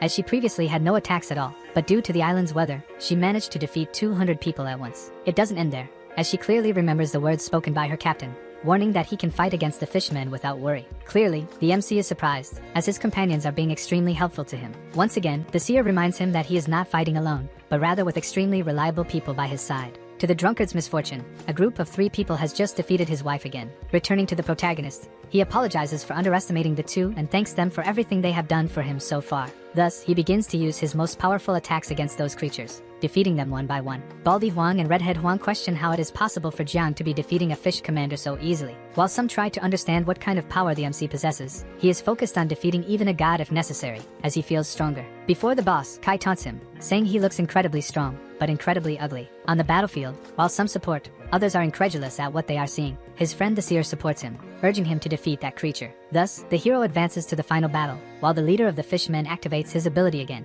and one of the soldiers quickly warns about it. As he advances, the boss quickly counterattacks. But for Kai, those blows are easy to dodge, which makes him question Jiang Feng's strength. For our hero, there is no bad weather. Everyone on the battlefield has their expectations restored. The Supreme Guardian attacks the MC, but he manages to dodge and counterattack with his flame, reducing the enemy's health to 25%. Again on the battlefield, some people try to understand how a single person can cause so much damage. The war is not over yet. Even with reduced health, the enemy remains standing, ready to retaliate. The two strongest on the battlefield stand firm, staring at each other, while the army watches, not understanding the reason for the absence of an attack. However, suddenly the silence is broken, and the Guardian begins to suck all the air around, and in a single movement, lets out a powerful roar. Despite the intensity, it was not enough to stop Kai, who is quickly surprised by a second attack. Again, the blow fails to bring him down, but it raises questions among the soldiers who wonder if the hero has been fatally hit. This time, however, it is the MC himself who reacts, counterattacking with precision and destroying the weapon the boss was using. On the battlefield, people exchange glances, trying to remember if anyone has ever been as strong as the protagonist. Determined to end the fight quickly, he advances, stating that it is a waste of time to prolong this. He then strikes the Guardian with the flame of his dagger, forcing him to kneel before him and reducing his health to 15%. In a brutal sequence of attacks, Kai manages to lower it even further, leaving the boss with only 5% health. Even so, the MC grows irritated with the delay in taking down the creature, questioning why it isn't defeated once and for all. More and more blows are launched against the enemy, while he grows tired of this same story. What Jiang is doing on the battlefield is unbelievable. At this very moment, he has just left the enemy with only 1% health. Realizing the MC's power, the redhead is in shock, as at no point has the boss been able to inflict damage on him. 2 army leaders appear on the scene, summoned by Huang Tong, who feared the worst. However, Shun and Lu Jun comment to each other that they never expected the battle to take this turn, much less to encounter the person Commander Wei had spoken of. Obviously, he would not want Jiang Kai to be the one to finish off the boss. Therefore, he quickly orders his soldiers to abandon their fights and head towards the creature to defeat it before him. To persuade the warriors on the battlefield, he announces that if they let the protagonist finish off the boss, no one will receive a reward. Those words echo in the minds of many, as some need to pay for treatments, while others just want to survive. Thus, they decide to risk everything to confront the protagonist. The fools, unaware, have just sealed their own fate. They drop everything they were doing and charge forward, thirsty for blood.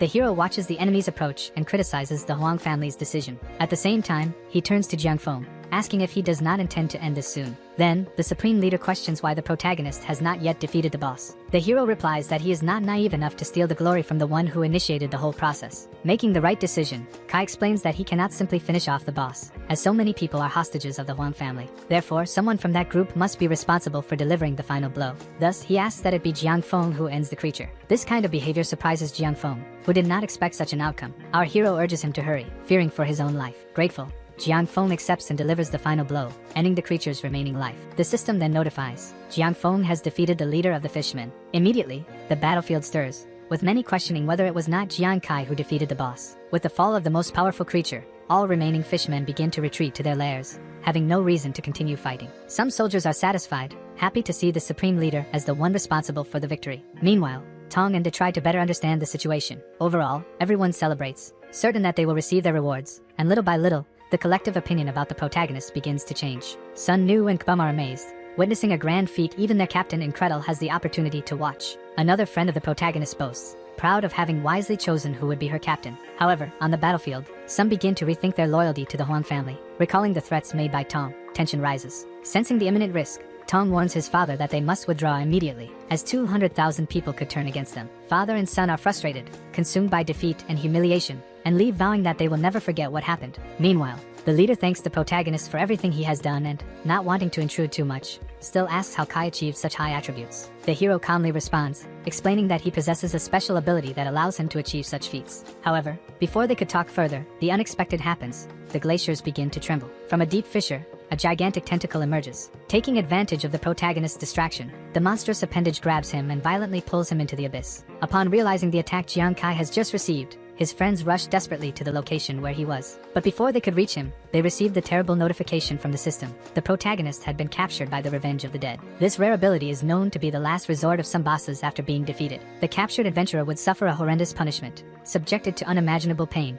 and even after the revenge was over, he would return to the land carrying that burden. Upon hearing this, the seer broke down in tears, her heart shattered with worry for her friend. Meanwhile, the scene showed the protagonist in absolute despair, trapped by the grotesque tentacles of the creature that should have been defeated. Now, it was hurting him mercilessly, while the system notified that, in a few seconds, all the user's skills and attributes would be removed. Kai understood right away that he was alive only thanks to the absurd accumulation of power he possessed, and without it, he would be eliminated instantly. The countdown was going down, 15 seconds. Even in intense pain, the protagonist sought an escape, knowing that, in the end, he could not rely solely on luck. With the little strength he had left, he activated his phantom armor, managing to free himself for a few moments. But the price was high. As soon as he broke free, his body returned to its previous state, fragile and vulnerable. The fight intensified. The countdown continued 3 seconds. With no alternatives, Jiang Kai grabbed his flaming daggers, forcing his body to move despite the excruciating pain. He knew he had to resist, defend himself with what little power remained, because, for him, the battle was not yet over. Clumsily,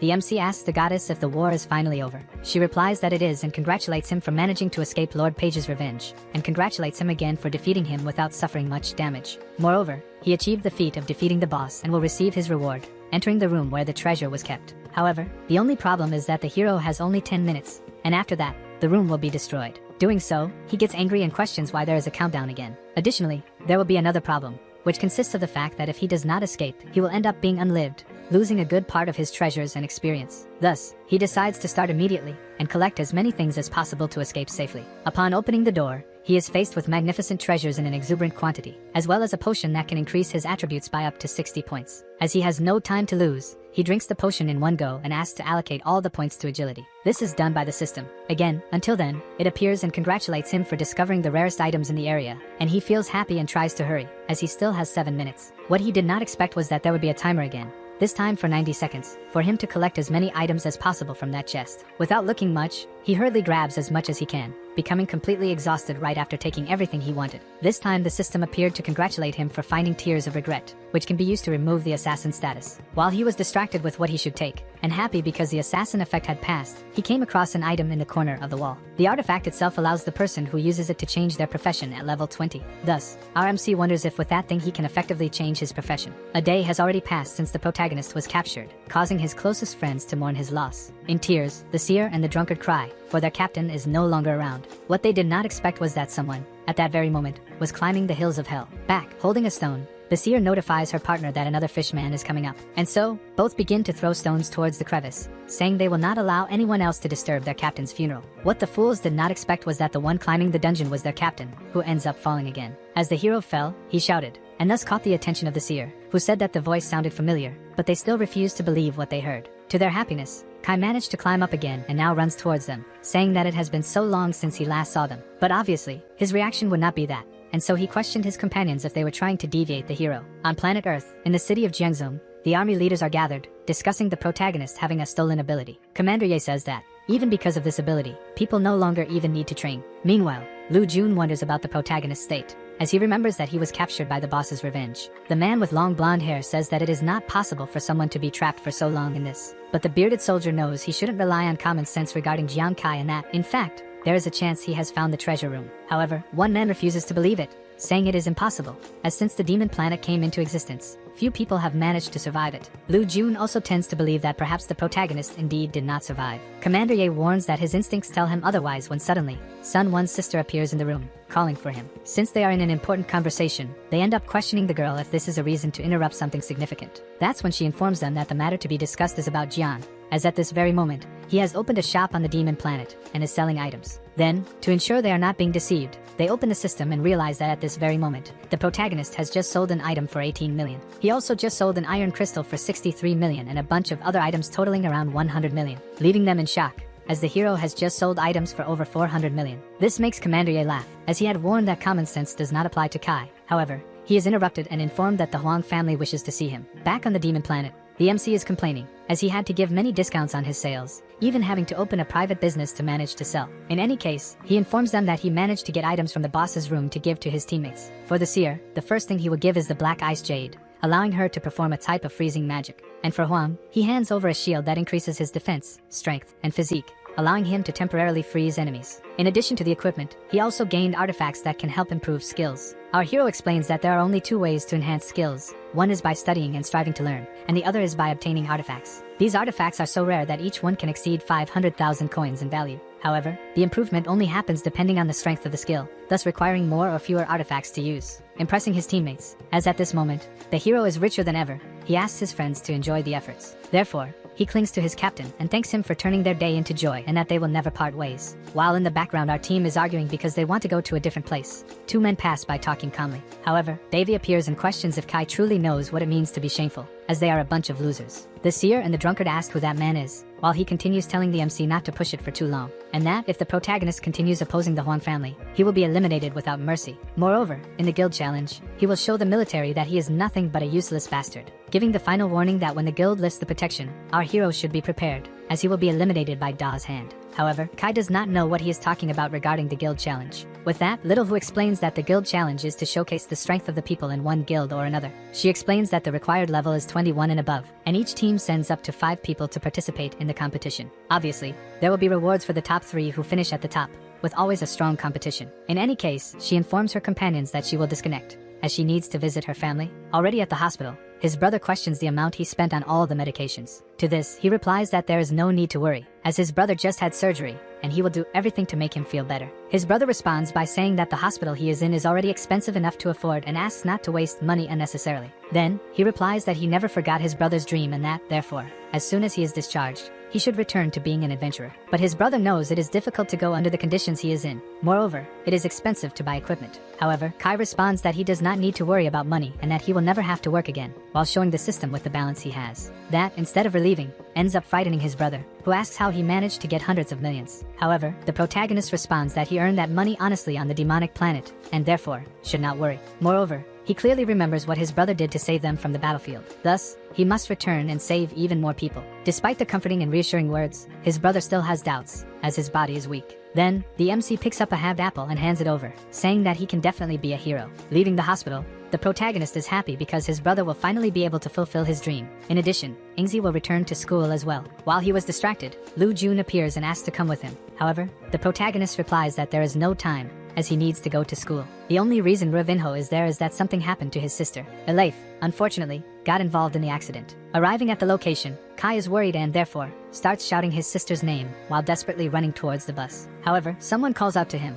saying that she is fine, and he then runs close to his sister and asks what happened. She replies that, unfortunately, the bus caused an accident, but Jiang Feng, who was there, helped save her, leaving her without any injuries. Our hero, concerned, questions why a man from the Huang family is there. Then, Lu Jun approaches and asks to explain to Kai the most important point of all, as the accident was caused by the Huang family. This is due to the fact that he has been interfering with the Huang family, and now that this family has defeated the Ice Boss, they have been using this to attack the protagonist. Commander E is doing everything he can to keep him and his family safe, and the only way for the protagonist to remain under the protection of the army is to face the family in the guild challenge. Lu Jun finishes explaining that this was the limit to which the army could commit, and that if he does not participate, the the consequences will fall on his family. And since the merit of the boss's defeat has fallen on the Huang family, all they can do from now on is turn a blind eye, leaving him with only two options, one to participate in the bet, and the other to enlist in the military as soon as possible. Kai's sister asks if they will indeed receive protection if her brother joins the army. Lu Jun replies that yes, as the MC still has a valuable profession. This ends up making the MC sad, as he can imagine various things that will happen to his family from now on. However, it is not a moment of sadness for him, as he knows that if he joins the army, he may become useless to them in the future and be abandoned. But if he does not join, his family will be oppressed in every way. However, despite the Huang family having resources, wealth, and power, Kai has something even better, a talent that can allow him to have double the attributes of anyone. Still lost in thought, he knows he has various types of advantages, whether fighting against people of his own level and having an extremely stronger power, or even when facing someone of a higher level, he ends up winning, giving him another advantage, which is his profession, which is still a secret to everyone. So, he decides to enter the Huang family's bet, but first, he will make sure everyone knows about it, and that, as long as his profession is useful to him, the military will pay attention and protect him from everything. Rue Vinho thought he had won the argument, but the protagonist responds that he will face the Huang family. However, the only problem is that he has only 3 people on his team and therefore, would like to recruit 2 more from the army. This scares the boy, who ends up asking what Kai is doing, as he just picked a fight with a giant family like the Huang family. Thus, the protagonist thanks Lu Jun for his help, stating that he is completely clear-minded and will therefore take control of his destiny. There was still a clash of thoughts between the two.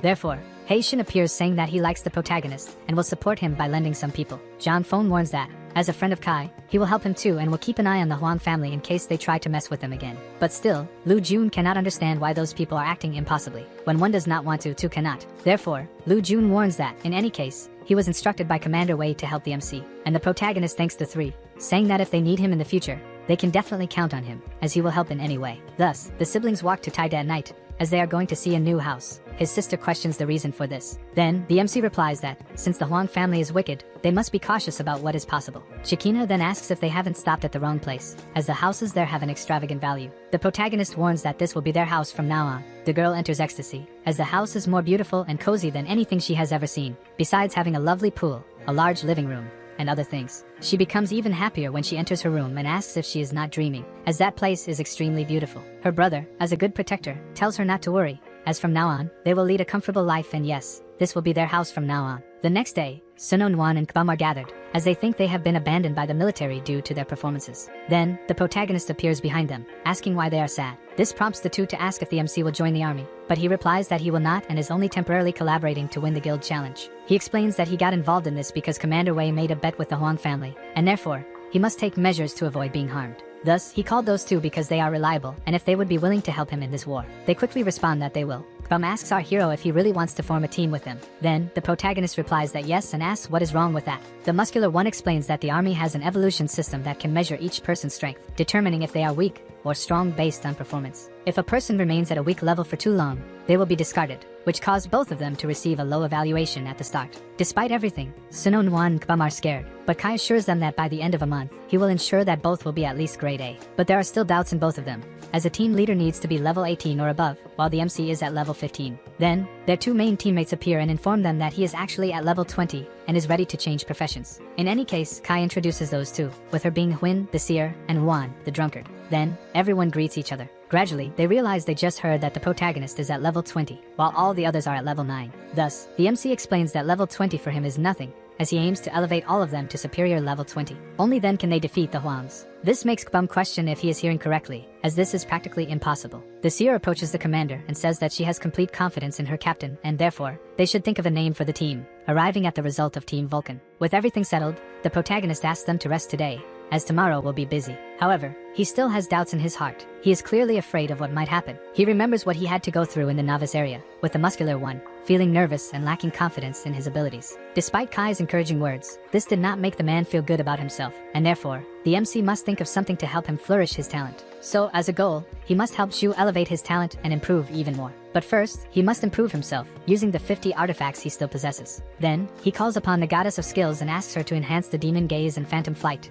To start with, both cards just leveled up to level 2, thus increasing the penetration effect by 10% when throwing and 50% damage, although the consumption has increased. However, it doesn't stop there, as the system notifies that the more he trains his hands, the greater the chance of unlocking an additional state of the flying cards. Moreover, he will be able to enter a frenzied player state, having 10 seconds with increased attack speed, but the energy consumption will be 220%. Obviously, the ocular power was also increased by 50% tracking chance, but the mental energy consumption will rise to 120% when used. As his last ability allowed for a frenzied state, he also questions whether this time he will have another. The goddess warns that yes, and by activating this ability, she will be able to throw her opponents. But everything will depend on each person's mental strength. Depending on how high the mental strength of your enemy is, he may influence, but it will be with less effect, and it may even be ignored. And there are no risks of reverse effects. 2 days have passed, and finally Kai and his team are in the territory of the armored lizard. Sibyl, scared as always, asks if the MC is not going crazy for bringing them there, since the level of those lizards is 25 and above. But evidently wanting to complicate things even further, he reminds them that in that territory, there are also warrior lizards above level 50. They know that, although rare, usually 1 in every 20, these monsters cause even more fear, as they are leaders among extremely strong creatures. Sununuin, despite trusting the protagonist's abilities, knows they are taking too much risk, as the level difference between them is enormous. Trying to reassure his team, the MC explains that the only way for them to improve is through real battles. Not only that, but he also reveals that there is a chance of obtaining artifacts for class change, which can only be found in special territories. Since these chests may contain items that allow for skill upgrades, the team becomes frightened. The seer then asks if the protagonist already has any. He simply replies that this is a secret and orders them to leave quickly, as they cannot waste time. Walking deeper into the forest, they notice lizard footprints, so the protagonist asks everyone to be careful. Meanwhile, the muscular one talks to Juan, asking how he deals with the fear of ghosts. The drunkard replies that he has never been afraid, as the special wines he produces have unique effects, one of which is the denial of feelings. But soon after, Juan asks his friend not to drink, as he will be extremely important in the fight due to his profession. While they were distracted, the MC notices something strange and warns his team that something will emerge beneath their feet. A level 25 lizard has just appeared, chasing them all. At that exact moment, the only one who remains still is the protagonist, causing his team to scream for him to move or he will be hit. But Kai remembers that he needs to help his friend overcome his own limits, and for that reason, he lets him face the lizard head-on to practice even more. Being an extremely common lizard, the protagonist knows that the muscular one can defeat it, but not easily. To encourage his friend, Jiang stands still, waiting for the creature's attack. His team goes into a panic, begging him to run or he will be devoured by the beast. Suddenly, Kbum takes the lead and manages to land a direct attack on the lizard. Everyone is surprised, including the MC, who is happy for his friend. But not everything goes as planned. The man becomes scared, as he would receive a counterattack. Kai, however, would not leave everything in the boy's hands. He uses his flaming daggers to strike the lizard. Then, he warns that he has left the enemy with little health and asks Zuzu to finish off the creature. The man, however, is scared and cannot even move. Even so, his fate cannot be defined by fear. He conjures a sword and pierces the lizard. His friends urge him to open his eyes, as the fight is already over. The system then notifies that the level 25 lizard has been defeated. The muscular one, trying to disguise it, comments that he was startled when he saw the creature coming out of the hole. He approaches Jiang and asks why he remained still. Jiang replies that his mind could not process everything that was happening at high speed. Moreover, he had received the promise that he would be protected. Trying to encourage Kbum, the healer comments that he couldn't even do that when he was led by another captain. Evidently impressed, he asks how his companion's attack could be so strong, and he replies that it is nothing compared to the other enemies they have faced. In any case, the MC asks them to stop talking and move on to the location where the chests surrounded by level 35 creatures are. They climb to a peak to get a better view and notice the presence of 3 elite lizards. Additionally, there may be a warrior lizard guarding the precious items. Kai is also worried, as the last time he only managed to defeat the fishman thanks to his ability to steal attributes. To start, he devises a plan. The seer should use her rain power to mask the group's scent. She replies that it will not be a problem, as she has overcome challenges that have strengthened her. The plan boils down to Hu Yan using the rain dance and Sun Wan preparing the poison. In the offensive part, the protagonist and Zhu Zui will remain, who will be responsible for preventing the lizards from getting too close to the MC. They begin the process. The lizards start to get confused. Meanwhile, Kbum runs in fear alongside the protagonist. However, what they did not expect was the exuberant number of lizards that appeared,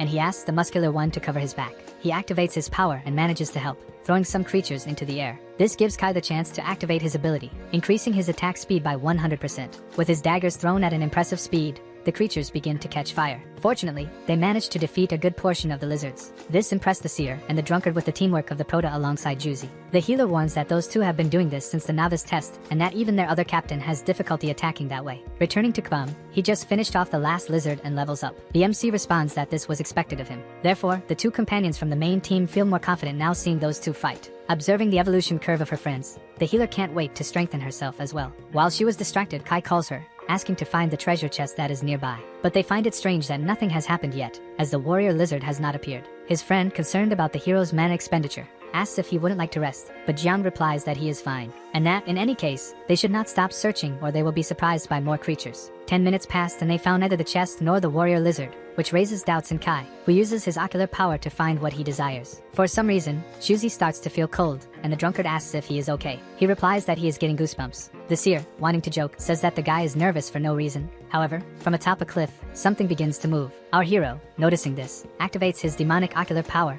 and realizes that the problem is in the spot where the two are standing, and so he warns them not to move, but it seems to be too late, as a tail begins to fall towards them. The attack only hits the rock, giving them the opportunity to escape and stay close to the Prota. Finally, what they were looking for appeared, the level 58 warrior lizard. Unfortunately for them, the monster manages to camouflage itself with the colors of a rock. The MC acts immediately and throws his daggers at the enemy while asking for more information from Manhua. Unfortunately for them, the first class of warriors they encounter is a phosphorescent lizard that weighs 24 tons. Despite this information, at no point did the MC stop attacking the creature, resulting in good critical damage. This makes his friends happy, but not the hero, who is worried about the enemy's strength. However, as motivation, he also knows that the rewards will be better. For now, that lizard was the strongest the group would face, as it had a layer that made it difficult for the protagonist's daggers to penetrate. The drunkard asks what they should do to defeat the creature, but the healer replies that there aren't many options, as its strength exceeds 380. As she spoke, the lizard began to run towards the protagonist. To conclude, she warns that the enemy's strength was around 380. The friends become worried seeing him almost get hit, but fortunately, he manages to dodge,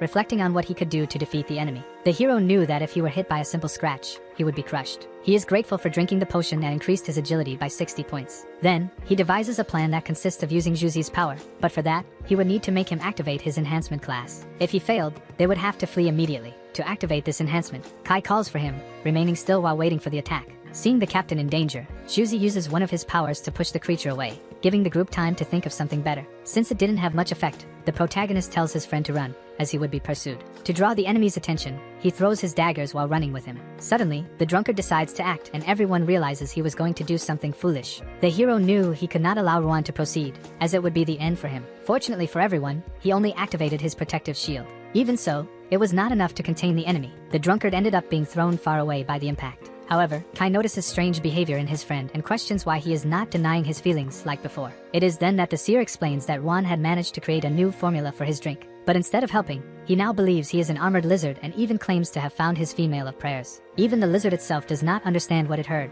but without hesitation, it moves towards him. The battle continues, and the drunkard remains in love with the lizard. He runs towards his love while expressing his feelings, and in the background Kai attacks. However, the hero knows that things cannot continue this way. Meanwhile, Juan insists on calling the creature his wife, telling her to rest on his strong chest. Then, he shifts all the responsibility to his friend Juzi, saying that only he has a chance to defeat the hardtail. Juzi remembers the conversation he had with the drunkard about not being afraid of what to do. To heal this type of trauma, he pulls out the drink and ingests it, shouting. Upon consuming the drink, the system notifies that from now on, every time he drinks, he will not be aware of his strength or his actions, as he will become confused. Despite the hero's continuous attacks, it was still not enough to stop the creature, causing concern among his companions. However, Shuzi gathers his courage and begins to counterattack the hardtail. Fortunately, he managed to activate the class upgrade, and this only happened because he ingested the alcoholic drink, which gave him extreme confidence. While the hero believes that his friend will become extremely efficient from now on, Shuzi boasts, telling the creature to prepare, as it would be defeated. The opposite happens. He ends up being hit by the monster's tail. Kai rushes to help, throwing his daggers at the enemy while pulling his injured friend away. He thanks the muscular one for his effort,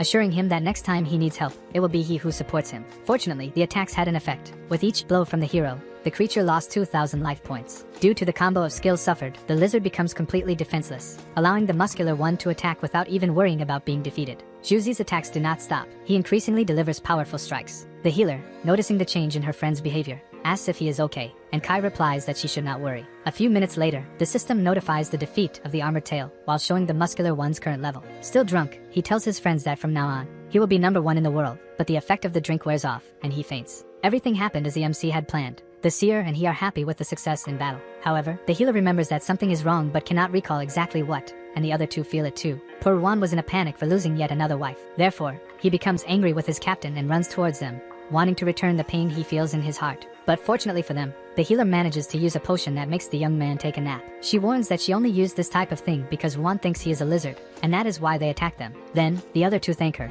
and the seer asks for the potion's recipe. After the battle, everyone goes to rest in a calm place, which will cease to be calm with Ruan and Juzi suspiciously embracing. With the calmness present, the healer approaches Kai and asks if he would like to drink water, and he accepts. And he asks why she hasn't slept yet, and she explains that she can't believe all the things that happened today. Even the MC cannot believe that Ruan's drink would have such a positive effect on his friend. And Ruan, embarrassed, asks if Shuzi will continue to evolve in the coming days. The MC replies that possibly yes, but Shuzi needs to master the art of confidence, as this time he only managed to use his skill upgrade due to the drink. While the two were talking, Yuan lets out a scream saying he will be #1 in the world, making him change his mind, saying he needs to train even more, and she agrees. At dawn, the muscular one wakes up happy, saying that things will be different, as he feels better about himself. Meanwhile, the seer warns that the night before, Ruan fell in love with a female caterpillar, and the young man starts to vomit, asking her to stop talking. Finally, they will be able to put their hands on the chest and earn the rewards, and Kai asks them to do it together. So, who asks the MC not to open the chest, as he is having bad luck, and instead, let Sunwon open it. The healer asks if she can really do that,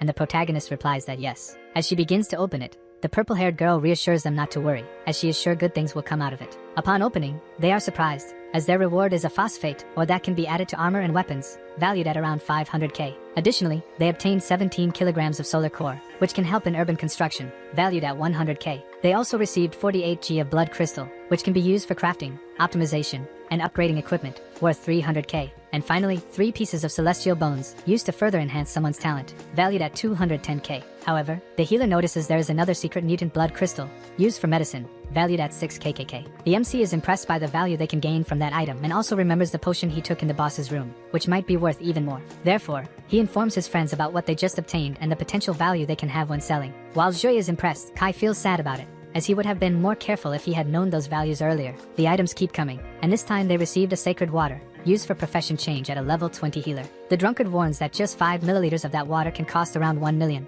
and they have more than 5 milliliters to sell. Thus, the muscular guy is happy for his friend, who will be able to improve her skills, and comments that it is rare to find this in a chest like that. The seer celebrates the rewards to the point of receiving a criticism from Juan, saying she looks like a greedy, selfish person. Then, she asks her friend to look at their captain, as his behavior is worse. The hero's greed is so great that he drools while calculating the amounts he will receive from selling, frightening his friends. After a day of training, the volcanic squad is strong enough to defeat a lair of armored lizards, and with the training, their synchronization increased. The only problem was his high alcohol consumption, as he continues to think of himself as the god of war. After 10 days, they managed to decimate a good portion of the lizards, allowing them to level up. Joy reached level 20, Juan also, and Juan reached level 12. Due to this, they take some time to relax and eat, while the seer asks Kai where they should go next. But suddenly, Sun Juan gets startled by a message she received, and the MC asks if she is okay. She replies that she received a message warning that a small group found the fallen corpse king and was caught off guard, thus causing the end of those people. It is explained that the corpse king is a completely terrifying monster that can appear and disappear at any moment, and is level 60. Fortunately for some adventurers,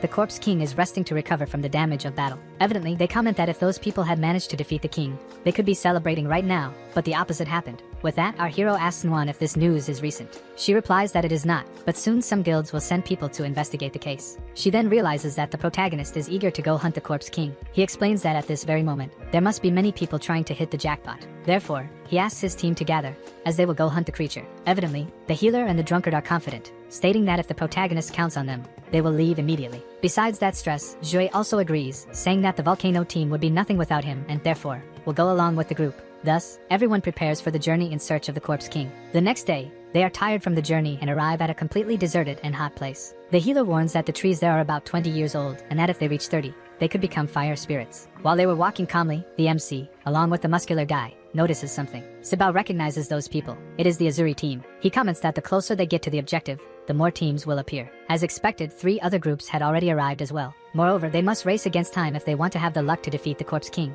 Kai agrees with Ru, as there are indeed many people who heard the news and have already headed towards the location, in addition to others who were already in the vicinity. However, to everyone's misfortune, the healer begins to feel tired and cannot keep up with the group. Little by little, her vision starts to fade, but the MC appears beside her, asking her to rest and drink some water. Looking into the girl's eyes, the MC notices her unhappiness, as she knows she is the only one at a lower level in the group.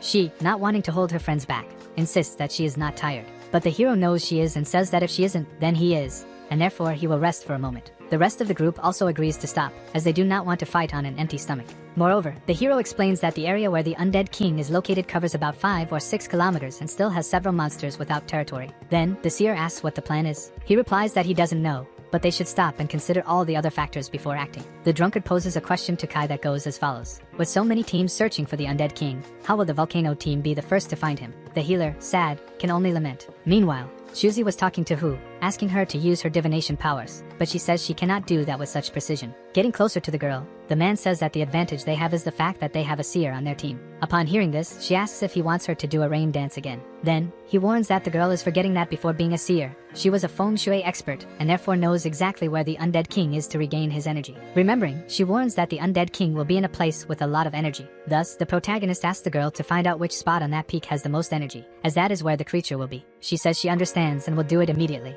A few minutes pass, and our MC is worried about something to the point of not even noticing Kbum's arrival. Therefore, he explains to his friend that he was lost in thoughts about Muan, as she has some necessary materials to advance in class. Joy asks if he already knows the required recipe and if it is very rare. The MC replies that not really, but he doesn't know how to find it. While talking, he ends up having a flashback that, in the past, on the frozen island, he managed to discover an artifact that contained something, but it was not self-explanatory. Not understanding what it is about, the muscular man warns that maybe this is not a recipe but rather a riddle to be solved. None of them know what it is about, as that artifact is very confusing. Therefore, the muscular man mentions a place called Blazing Flame, where it is said that a tremendous heat takes over the area, even without any fire to cause it. However, while they were distracted, other people appear and call for Jiang. A group of people above level 40 says that it is an extreme coincidence to find him there. The muscular man asks if Kai has ever gotten into trouble with those people. He explains that he hasn't and that they must be part of the Huang family, which is why they called for him. Upon hearing such words, Bum prepares to defend his friend. However, the MC interrupts, telling him not to start a fight unnecessarily. The protagonist, introducing himself, asks what the problem is, and the man replies that the problem lies in the fact that the hero has defeated his friends several times. And getting closer, he calls the MC bold and questions whether he wishes for death, mocking those present. Then, Kbum comments that at no point did his friend pick a fight with the Huang family. In fact, it was the opposite, and that is why he ended up receiving what he deserved. This irritates the red-haired girl, who asks him not to interfere in a conversation between two people, causing him to protect his friend. With that, the silver replies that he is not bold, but if needed, he will take care of the annoying mosquitoes. Drawing his sword, the leader of the enemy team warns that he will make Kai feel all the suffering in the world for disrespecting his Huang family. There will be no option left but to battle against those people, as they have decided to act. But suddenly, along with the drunkard, the healer appears asking what Su Fixiang is doing and why he wants to pick a fight with them. The hero, seeing the girl running, wonders if she knows him. The man asks what she is doing there, as she belongs to the army and shouldn't be with Kai. Given that Su's sister is extremely strong, the subordinate asks his leader to reconsider and leave this battle for another occasion. So, the man listens to his soldier and puts away the swords, saying that the protagonist was lucky this time, but that there won't be a next time. With a serious expression, the MC watches that man leave the battlefield, while he himself makes threats, in addition to tearing his arms apart so that he never fights again. Finally, they retreat completely, calling the Volcano team cowards and questioning how the Falcon team could lose to losers like them. This irritates the muscular one, who wants to charge at them, but is stopped by Jian, who asks for calm. Still, the hero asks Sun Wan if she knows Xiaofei and Yang. She replies that she knows a little, since that man lives in the military barracks. She also warns that his combat skill is exceptional, comparable to that of a successor. This frightens the drunk Jue and the protagonist himself. The girl explains that the military places great importance on the 4 initial stages from level 1 to 20, called apprentices, from 21 to 40, warriors, and from 41 to 60, above. The protagonist responds that he didn't expect she to already be at the successor level. Sun Wan adds that that man has a good friendship with the Hong family. In his thoughts, the hero feels a strong premonition that he will encounter that man again in the guild challenge. A few minutes later, the seer appears calling for the captain, saying she has managed to find the possible locations of the Corpse King. The first location is in Twilight, northwest of Liaoyang. The second is Chang'an Lake, south of Liao, rich in energy and close to the main city. And the third location is below the Liao mountain range, to the west. The muscular one suggests that the Corpse King is possibly trying to return to its lair to regain strength and that, therefore, they should go to Twilight. The hero, however, warns that they will go to Banqing, startling his teammates. He explains that they won't go to Twilight because there are already too many teams there,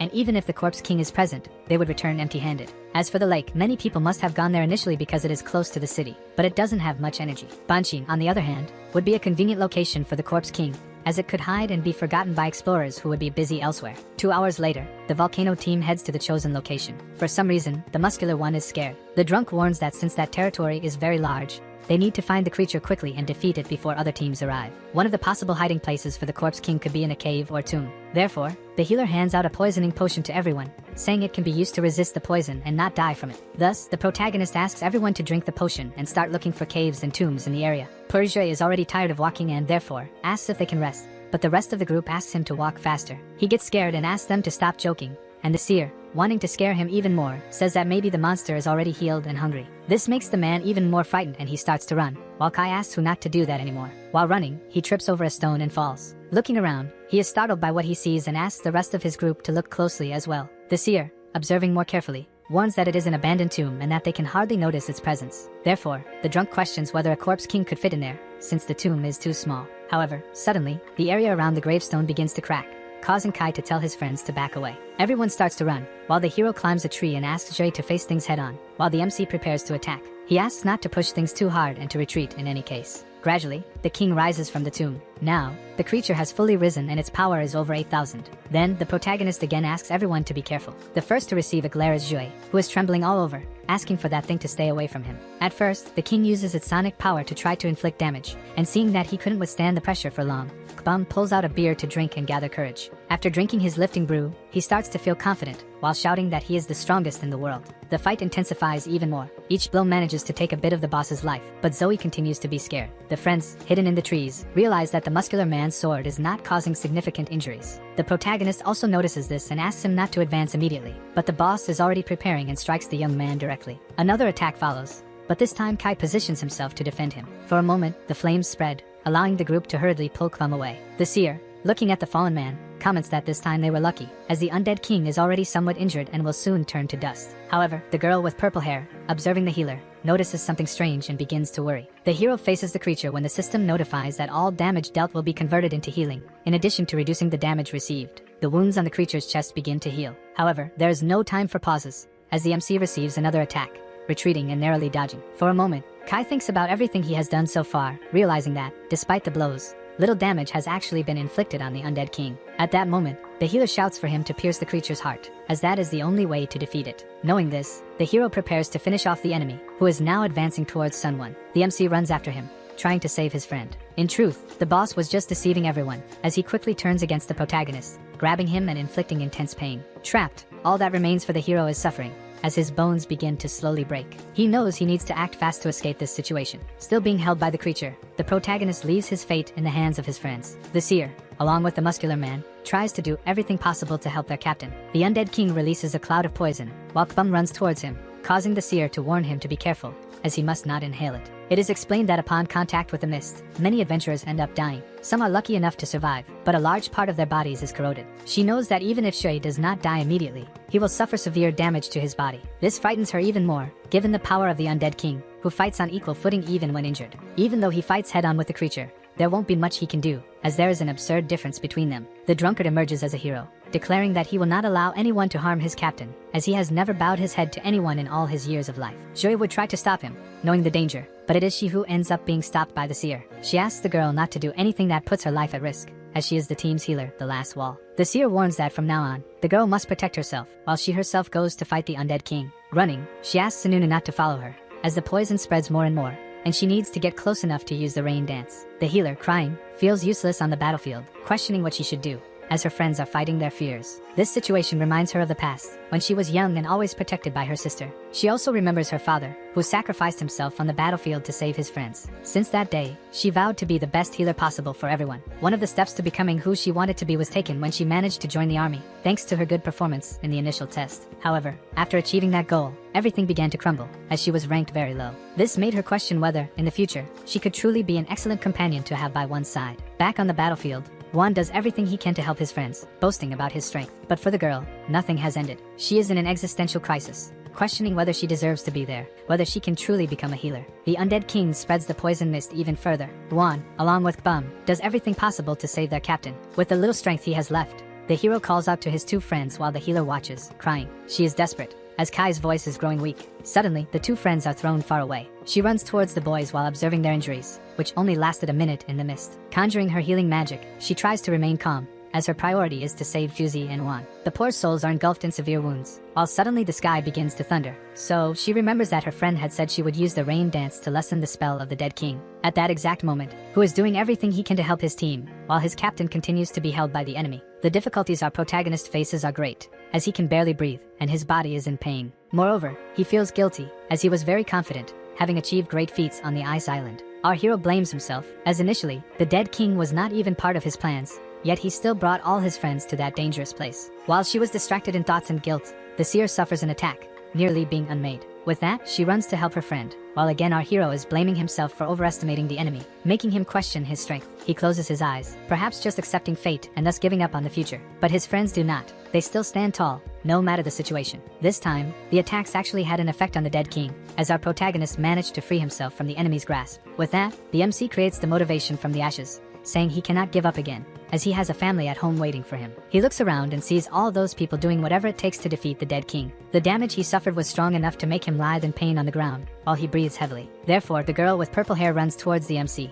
asking what they should do, as Shuzi, Hu, and Wan will soon be exhausted. Kai first asks the girl to calm down, as he feels like his bones are broken and needs her to examine him quickly. He looks at her, saying he fully trusts her, making her cry even more. She responds that she will do whatever it takes to help them. While they were recovering, the drunkard and the muscular guy were caught by the dead king and were about to be swallowed, but the hero appears at the last second. With just a kick, he manages to free them from the evil claws. Due to the kick on the monster, the protagonist manages to save his two friends and leaves the rest in the hands of the healer. And then he heads into battle, while remembering the conversation he had with the girl, who gives him the Phoenix Tear. With that, she explains that by taking that potion, his body will regain strength for 1 minute, but soon after the effect wears off, the person will faint, no matter the situation they are in. With that, Kai takes the Phoenix Potion and warns that he only needs 1 minute to finish off that creature. The dead king is currently being beaten, while the MC asks where all the bravado from before has gone. But the king counters, using his poison mist again, and the protagonist heads towards the forest, seeking a safe distance to attack. Upon finding it, he prepares to use all his power, while dodging some attacks and activating his phantom form, questioning if the boss really thinks he will catch him twice with the same trick of using poison. With the smoke screen, Kai throws his flaming daggers, hiding them from the enemy's view, who ends up being caught by surprise, and going backward, trying to dodge, but the MC's flames also appear alongside, causing the monster to search for the protagonist. But while it was distracted with that, the daggers return towards it. It barely manages to dodge, although it was scratched by one of them, but that is just a distraction. For at that exact moment, the hero appears behind the dead king, throwing his weapons and asking if he is this slow in everyday life. This time, the little daggers manage to pierce the monster, but as a consequence, Kai ends up getting caught, making his colleague panic again. But all that scene was part of the MC's plan. Therefore, he warns that he would not be captured twice like an idiot. In fact, our hero was keeping one of the daggers to stab directly into the chest of the dead king. As he fell, the effect of the flames began to spread. Gradually, he started to faint due to the effect of the phoenix wearing off. But along with him, the creature also fell. His friend approached worriedly and, already conjuring her magic, began to reflect. Seeing the 3 daggers in the tree, she thought the protagonist had missed, but it was all part of the plan. They were necessary to hit the unprotected part of the back. However, while she was distracted in thoughts, the dead king began to move, making her question if it had really died. Nuan was scared, but she remembered that Kai had left everything in her hands. So, she gathered the courage to attack the undead king while she still had the chance. She was already prepared to plunge her sword into the monster's heart again, but suddenly, he awoke from his slumber and tried to attack her. With difficulty, she managed to dodge, asking if the undead king really thought he would escape. The healer, filled with anger at seeing all her friends injured, activated her higher instincts and advanced toward the creature's heart. Apparently, she succeeded in defeating the boss, as a day had already passed since the incident and everyone was gathered. The girl was bandaging the protagonist and asked him not to move too much for 3 days. He stared at her, making her blush and wonder if there was something wrong with her face. The hero replied that he was just lost in thought, admiring how incredibly she had evolved more and more, which left her speechless. Despite this, she felt sad because in the battle against the undead king, she could only watch her friends get hurt. As being a healer, she couldn't do much about it. Jiang Kai asked her to stop underestimating herself, reminding her that in recent days he had focused only on Jue and Wan to level up. Moreover, he recalled when she had enough courage to face the Falcon team because her friend was being humiliated. And without hesitation, she was the one who dealt the final blow to the undead king. Therefore, he said she should be proud of her own achievements. Even if she didn't realize it, everyone there needed her. She felt happy and began to cry. Her friends appeared, saying that if it weren't for her, they wouldn't be alive and healthy to celebrate. The drunkard thanked her, knowing that this girl was extremely useful for them to continue fighting on the demon planet. Crying even more, she thanked everyone, knowing she wouldn't be there without them. 2 hours later, the protagonist asked if they were ready to open the treasure chest. Kai warned that it would be the first opening, as there could be first-class items, and even a high chance of finding a mutation artifact. Upon opening it, he was impressed. At that very moment, he was holding the Blade of Fiery Fury, a level 80 weapon worth over 350,000 coins. Unfortunately, none of them met the necessary requirements to use it, so they all agreed to sell it and make more money to help buy things. There was still another item that caught his attention, and he asked Sun Wan to check it. Using the system, she discovered that there was no information, as no one had ever received that as a reward. Fortunately, the girl had an identification card, something extremely useful during the army days when encountering unknown items. Upon using it, the necromancer armor was revealed,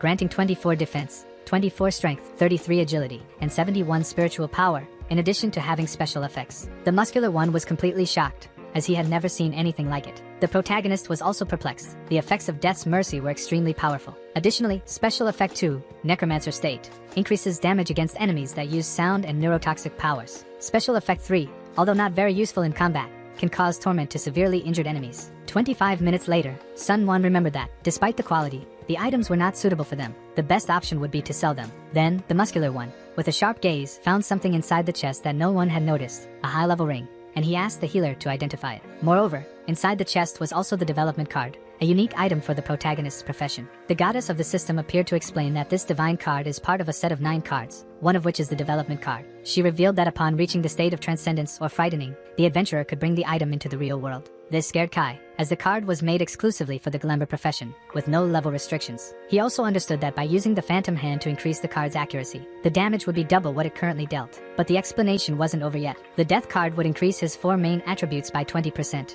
in addition to granting 50% penetration and plus 15% critical. That already seemed powerful enough, but the goddess also revealed the special effects. One of them is that the card will automatically attack the target up to 50 times, dealing 50% damage. The effect Island of Gods allows the card to spin at high speed with the tip at the center, causing continuous damage to the target. The card cannot be destroyed under any circumstances and can be summoned and revoked at the user's will. Even so, the protagonist finds it strange. After all, what exactly are these divine letters and how could there be 8 others besides his? However, as the joy of the poor lasts little, behind the protagonist is a team of assassins. Therefore, he asks his team to leave immediately. Already in the city of Xingyong, Captain Wei was admiring the view when his subordinate appears, warning that a country has discovered a portal. He is worried, as this is not common, since a specific profession is required to enter something like that. But in recent years, some countries have been able to find portals one after another. The only problem is that these portals lead to a single destination called Lost Earth. However, it is completely unknown, as its location changes every 6 months. The second problem is that this place has lost ruins, completely unexplored zones, unknown treasures,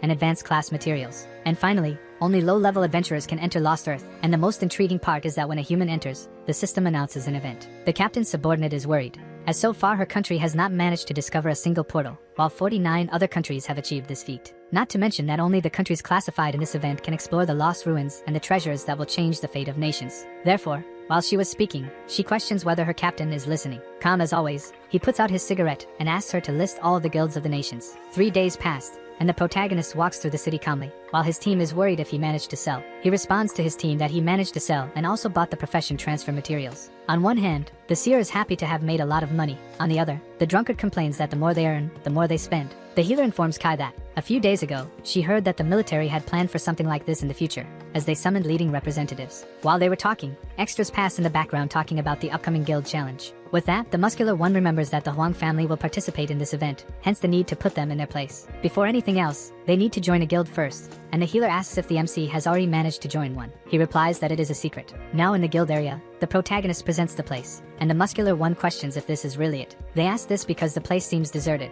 as there is not a single person, and it doesn't even have a name. It is then that the healer quickly notices that, in fact, Kai is planning to create his own guild. Without even responding, the young man takes a card from his pocket and places it in the lock, which begins to open, and he informs her that she is right. Gradually, the gate opens, allowing them to behold the beautiful view of the house. Then, the protagonist welcomes his team to their new guild called Gods of Olympus. Kbum is happy to see that his friend has taken a big step. Moreover, the seer comments that she never even imagined this could happen. The drunkard asks how much was paid for the place, while Sunwon just laughs. To start with, the protagonist had already thought of everything, in addition to having bought all the necessary materials to register the guild and evolve their classes. He only did this because, at the beginning, he was rejected by everyone, leading him to create his own guild. Gradually, the system completes the entire process to register the guild, while they celebrate now having a home to call their own. The next day, the muscular one was the first to manage to change professions, now becoming a warrior. He managed to gain a second talent and increase his attributes, prompting Kai to ask which ones. The talent he gained is called Omnipotent Warrior, allowing him to obtain a 10% attribute increase every time he levels up. The seer, although happy, feels a bit of envy, as now Joy will evolve like water. He then interrupts the girl, saying that this is not all, as during combat he can allocate his attributes wherever he wants. This impresses both the protagonist and Hu, as it is an extremely strong ability. While they were talking, Juan appears in the background looking sad. Then, they ask what is wrong with the boy. He replies that, despite having succeeded in changing professions, he still remains a drunkard and gained a talent called Wine Festival. The protagonist tries to console the boy, saying that, due to his profession, it is already a miracle to have gained points and talents. However, Hu asks the man what the Wine Festival means. He explains that this state can further stimulate the subconscious, allowing it to remain balanced in relation to sobriety. In the end, all that remains for him is that he might become more out of control than he was before, thus frightening his friends. At the moment, they are worried because an hour has passed, and there is still no sign of Sunwan. However, just as they said this, the girl appears outside, trembling all over. Everyone thinks things did not go as planned and tries to cheer up their colleague, but Kai interrupts, asking them to let the young woman speak. What no one expected is that everything went well, as she managed to acquire a talent called Toxin Analysis. None of them believe what they have just heard. She explains that with this ability, she can increase the effectiveness of medications by 10%, as well as strengthen poisons by 50%. The drunk then questions whether she will become a poisoning expert. She replies that not necessarily, as medicine is also included in this. In any case, the results were good, but they should not let success go to their heads, as the other teams in the guild challenge are even stronger. Then, the protagonist informs the team that in the coming days, they will work hard to level up even more, and everyone agrees. 7 days pass and they do not stop training. The muscular one feels stronger than ever, reaching level 25, while Suno is at level 24. The seer reaches level 38, and says that she becomes more proficient in the rain dance every day, and the drunk has managed to reach level 25. However, while they were happy, Kai notices that the tournament brackets have been released. Coincidence or not, the first opponent of the guild gods of Olympus will be Huangda. The seer comments that possibly the Huang family pulled some strings to make this happen right at the beginning. Automatically, the muscular one gets angry, wanting to go to the army to question what happened, but Huang stops him. The protagonist then asks everyone to remain calm, as he has wanted a match against that man since the beginning. Our hero will use this opportunity to show that he is not to be trifled with. The next day, everyone is in the arena that will be the stage for a battle of the century. The audience cheers as the presenter asks the first two guilds to come to the stage. Clearly, the crowd is in favor of Huangda, urging him to create a massacre. The man in the fish helmet knows that soon these people will be in their rightful place. One of his subordinates comments that she is bored, but he quickly reprimands her to change her behavior. Meanwhile, Huangda and his team wonder where Jiang Kai is, as he has not yet come to the stage. Being foolish as always, Huangda starts shouting, calling the protagonist a coward. But he did not expect what was about to happen. The protagonist, along with his team, emerges towards the stage. Finally, everyone is gathered on stage, while the protagonist asks who the coward is now. Meanwhile, in the army area, the scientists have already adjusted everything necessary to evaluate the performance of Sun Wan and Jue. Next to him was Lu Jun, who asks the man to add another person to his evaluation. Additionally, the inspector on site informs that this was an order from Captain Wei, and the man asks who the other person is. Ludmila informs that this person is the leader of the volcano squad. However, what they did not expect was that the system could not evaluate him. The scientist is perplexed, as all the other members of the protagonist team have evolved at an absurd speed. The healer sister asks how this is possible. How can all the people who are with Kai evolve so quickly? For the redhead, this is no surprise at all. Returning again to the battle site, the presenter calls for the audience's attention. She explains that once the match begins, either side can leave the protection field, forfeit, or surrender. With everyone having understood these rules, she starts the fight. The only command Huangda gives is to attack all of the hero's friends. With that, everyone charges towards the protagonist. He quickly begins to organize his team, saying that he and the muscular one will handle the attack, while Wan will protect the other two. The first is determined to show everyone there that the protagonist is not to be messed with. But obviously, the first to be scared would be the muscular one. His captain tells him not to slack off and to just listen to his commands. The former captain of Zwa is in the stands, along with his members, urging Kabam to man up, questioning whether he will actually be useful. What they did not expect was that the man would pull out a beer can and drink. With that, they start to question whether he is an alcoholic, but they did not expect what was to come. As the men from Divinho approached him, he unleashed a blow that cracked the ground and startled everyone, causing the extras to fearfully question whether the information they had was true. Returning to the muscular one, he was heading towards the enemies to put an end to that little game, while our hero sighed, knowing that in this form, he wouldn't be able to control his friend, leaving only one. But he noticed something passing by him and the girls screaming, as the drunkard had consumed alcohol. A bald man, upon noticing the presence of the drunkard, warned his friends to be careful and look after him. But what he didn't expect was for Wan to charge at him, using his shield. The first was hit by the chubby guy, but he continued to fall in love with anyone. The man managed to throw the boy off him, causing him to fall near the protagonist. As always, he wouldn't give up on his love, leaving the other extras frightened. The woman with green hair commented to her brother that Prota's team was crazy. Meanwhile, the two girls were worried, as they didn't want to gain a bad reputation due to the two drunkards in the group. Activating his ocular power, the protagonist could finally focus on the other bolts. With that, Shui charged at two other extras using his power, Earth Tremor. Unfortunately, one managed to dodge, thanks to his quick agility, and went to counterattack Kbum. Thus, the MC warned his friend that someone was attacking from behind while throwing his daggers to help. But he was stopped by a guy using a shield, who stood all pompous, thinking it worked. Meanwhile, a blonde boy was going to attack the two girls, but the seer began to conjure her power. As she conjured, the battlefield started snowing, causing ice shards to fly towards the boy, who didn't expect it. She was pleased with the strength she had, but someone appeared to help that boy from before, and one of those shards ended up coming back to hit her. Madara told the blonde never to consider him a teammate again, as he was caught off guard by an obvious attack. This infuriated the swordsman, who charged towards the two girls, saying he would take care of them personally. What they didn't expect was that right behind him was the strongest muscular one, attacking them from behind. Once again, they narrowly escaped and would first take care of Jue, who was in a frenzy. Returning to Ruan, he was still in love with the man who was trying to warn him about his sexuality. The bald man, to attack the drunkard, needed to find a way to destroy the shield, as the defense was too high with it. With that, the chubby guy ran away, asking his wife not to rush, leaving the boy furious and using his spears. The spears were blocked by the protagonist, who warned Juan to be careful, and for some reason, the hero was tired. This prompted them to inform Huangde about Kai's condition, and automatically the jealous brother began to conjure his magic, called stone magnetism. This ability allowed him to chain the seer and the healer, making them wonder what was happening. Not only them, but the muscular one as well, and of course Prota, who couldn't use his magic. Conjuring another spell, they walked towards the MC, who tried to use his daggers, but nothing worked. Then, the bald blonde explained that the spermagenetic stone was made specifically to deal with the protagonist, and asked what he would do to win now. But our hero just smiled while grabbing his other weapons and asked them not to celebrate too soon. At that moment, the armored bald man questioned why his power wasn't working against the other daggers. With no way out, he felt compelled to draw a shield to protect himself, warning that he would show true despair to Jiang. Lu Jun, seeing that, was startled, as that shield required a high level of skill and attributes, since it was not something common. The inspector appeared in shock, as she didn't expect to see something like this today, and the redhead was worried about what might happen to the hero. Additionally, the girl was concerned about Sun Wan's fate. A simple order was given again, which consisted of everyone wiping out the Vulcan team. He asked them to do it calmly and inflict a lot of pain. Initially, they opted to attack the martial artist, and Piccolo wanted to finish off Ruan, who had become known as a woman. Unfortunately, the former captain of Sun Wan and Joy lost hope, as the level between them was completely different. Moreover, the man in the fish armor and the girl with green hair also lost their hopes in the Vulcan team. Returning to De, he boasts, believing he has already won the fight, as he and his team are unaffected by magnetism. Therefore, he activates his power again, which ends up pulling the healers and seers' weapons closer, while he shouts that he wants to see Kai go through all the pain in the world, just as he did with the Huang family. With his daggers in hand, the protagonist declares that he will never surrender to anyone. With that, he warns him to stop creating false hopes. What he did not expect was that the Prota would have an ace up his sleeve, causing the blonde man to feel fear. Not just him, but everyone else is trying to figure out what that card Kai just drew is. He then remembers that, upon creating that card, he discovered a new classification of rank SSS. He is startled, and the celestial deity warns him about the unique effects that card possesses. Back in the match,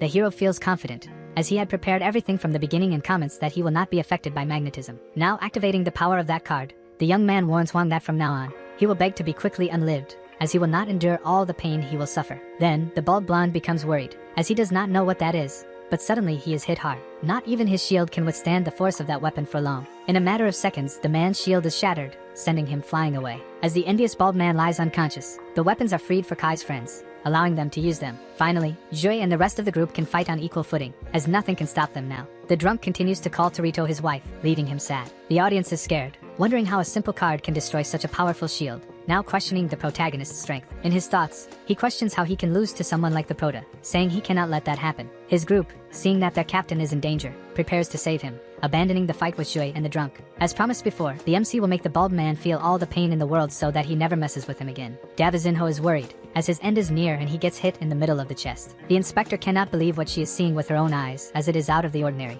Back to the bald man, he begs Kai to stop doing this to him. This infuriates the MC, as even in the face of unliving, the young man has not learned his lesson. With that, he activates the special effect of the card, which will cause 50% more damage and will not allow the man to unlive, and the blows will continue in sequence, making him spit ketchup. The viewers are terrified, as they cannot believe the brutal scene they are witnessing. Our hero will make that foolish man feel all the pain and despair in the world. As for him, unliving other people is extremely common. Then, Davizinho begins to plead for his life, asking not to be harmed, but it is already too late. At that exact moment, the Prota activates special effect number 3, allowing his victim to enter a frenzied state before dying. All the bravado of the fool is now gone. All he can feel is pain, his body being cut and broken into several pieces. He begs for help, as he cannot endure so much pain anymore, questioning why he will play for Vasco. Crying for his life, he kneels and begs, asking the man to stop, but the other responds that Davy has done too many bad things to plead for anything. Therefore, for the bald blonde, all that is left is to ask to be unlived quickly, as he can no longer bear such torment. The inspector, witnessing the whole scene, wonders why Kai does not just end the man's life already. Lu Jun also cannot comprehend. All he can think about is what kind of weapon the MC possesses. Returning to the battlefield, that young man crawls, begging for mercy, saying he will never mistreat the protagonist again and asks to play for Vasco. Soon. Unfortunately, that will not happen until the father of that man stands up and pleads for mercy. The leader of the Huang family knows that this is all part of the hero's plans, as he wants to humiliate him publicly. But he has no choices left, as his son is in dire straits. Thus, he stands up and calls for the hero, who questions what he can do for the man. So, the little red mustache asks him to stop immediately, promising never to touch the protagonist's family again. And the MC questions why he should believe those words, while continuing to punish the bald man. To save his children, he swears by the name of his guild and, if he wants, can sign an agreement in front of the army to prove his word. Jiang agrees but reminds the man that if he does anything to his family, he will destroy the entire Huang guild, one by one, while finishing off Davizinho. After finishing, the son asks if the red-haired father really understood, leaving him furious with what he is witnessing. The bearded man orders one of his subordinates to return to the land to assist his son, and lets his true feelings of revenge show, asking Kai to wait,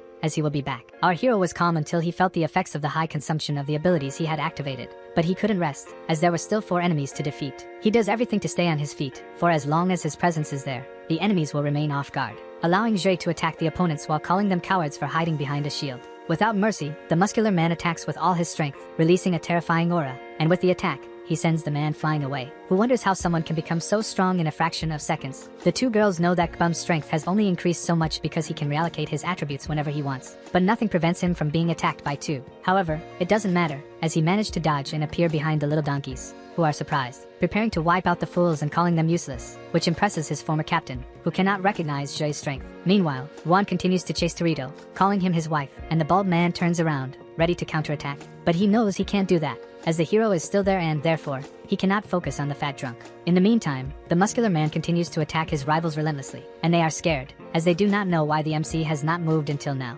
That's when they realize that perhaps the hero is tired and exhausted from using so many abilities. So they become a bit hopeful with the glimmer of hope given to them. On the inspector's side, she is happy with the results Jue has been showing throughout the match. With that, she rejoices knowing that Team Vulcan will win this battle, but Lu Jun thinks otherwise, as Kai is out of the game due to high mana consumption. The healer also finds it strange that her captain hasn't moved after defeating Devi, and the red-haired Lu concludes by saying that now the other 4 have the opportunity of a lifetime. Indeed, their enemies will take advantage of this to attack the MC and his team, as he cannot do anything more. 2 minutes will pass, and Jue is gradually getting tired, and with that, his opponents notice a variation in his power, and so they feel more confident, as they just need to find the right moment to attack and, as a bonus, they don't have to worry about Kai. The battle continues, with enemies asking for more rounds, while Kbum uses the maximum of his power. The young man, in his mind, decides to attack the unprotected side of the muscular man, causing the blonde and the armored one to worry, as in their minds Jue is going to lose. What they didn't expect was that the MC would return to normal, counterattacking them by surprise and using his flaming daggers, dealing over 2,000 damage.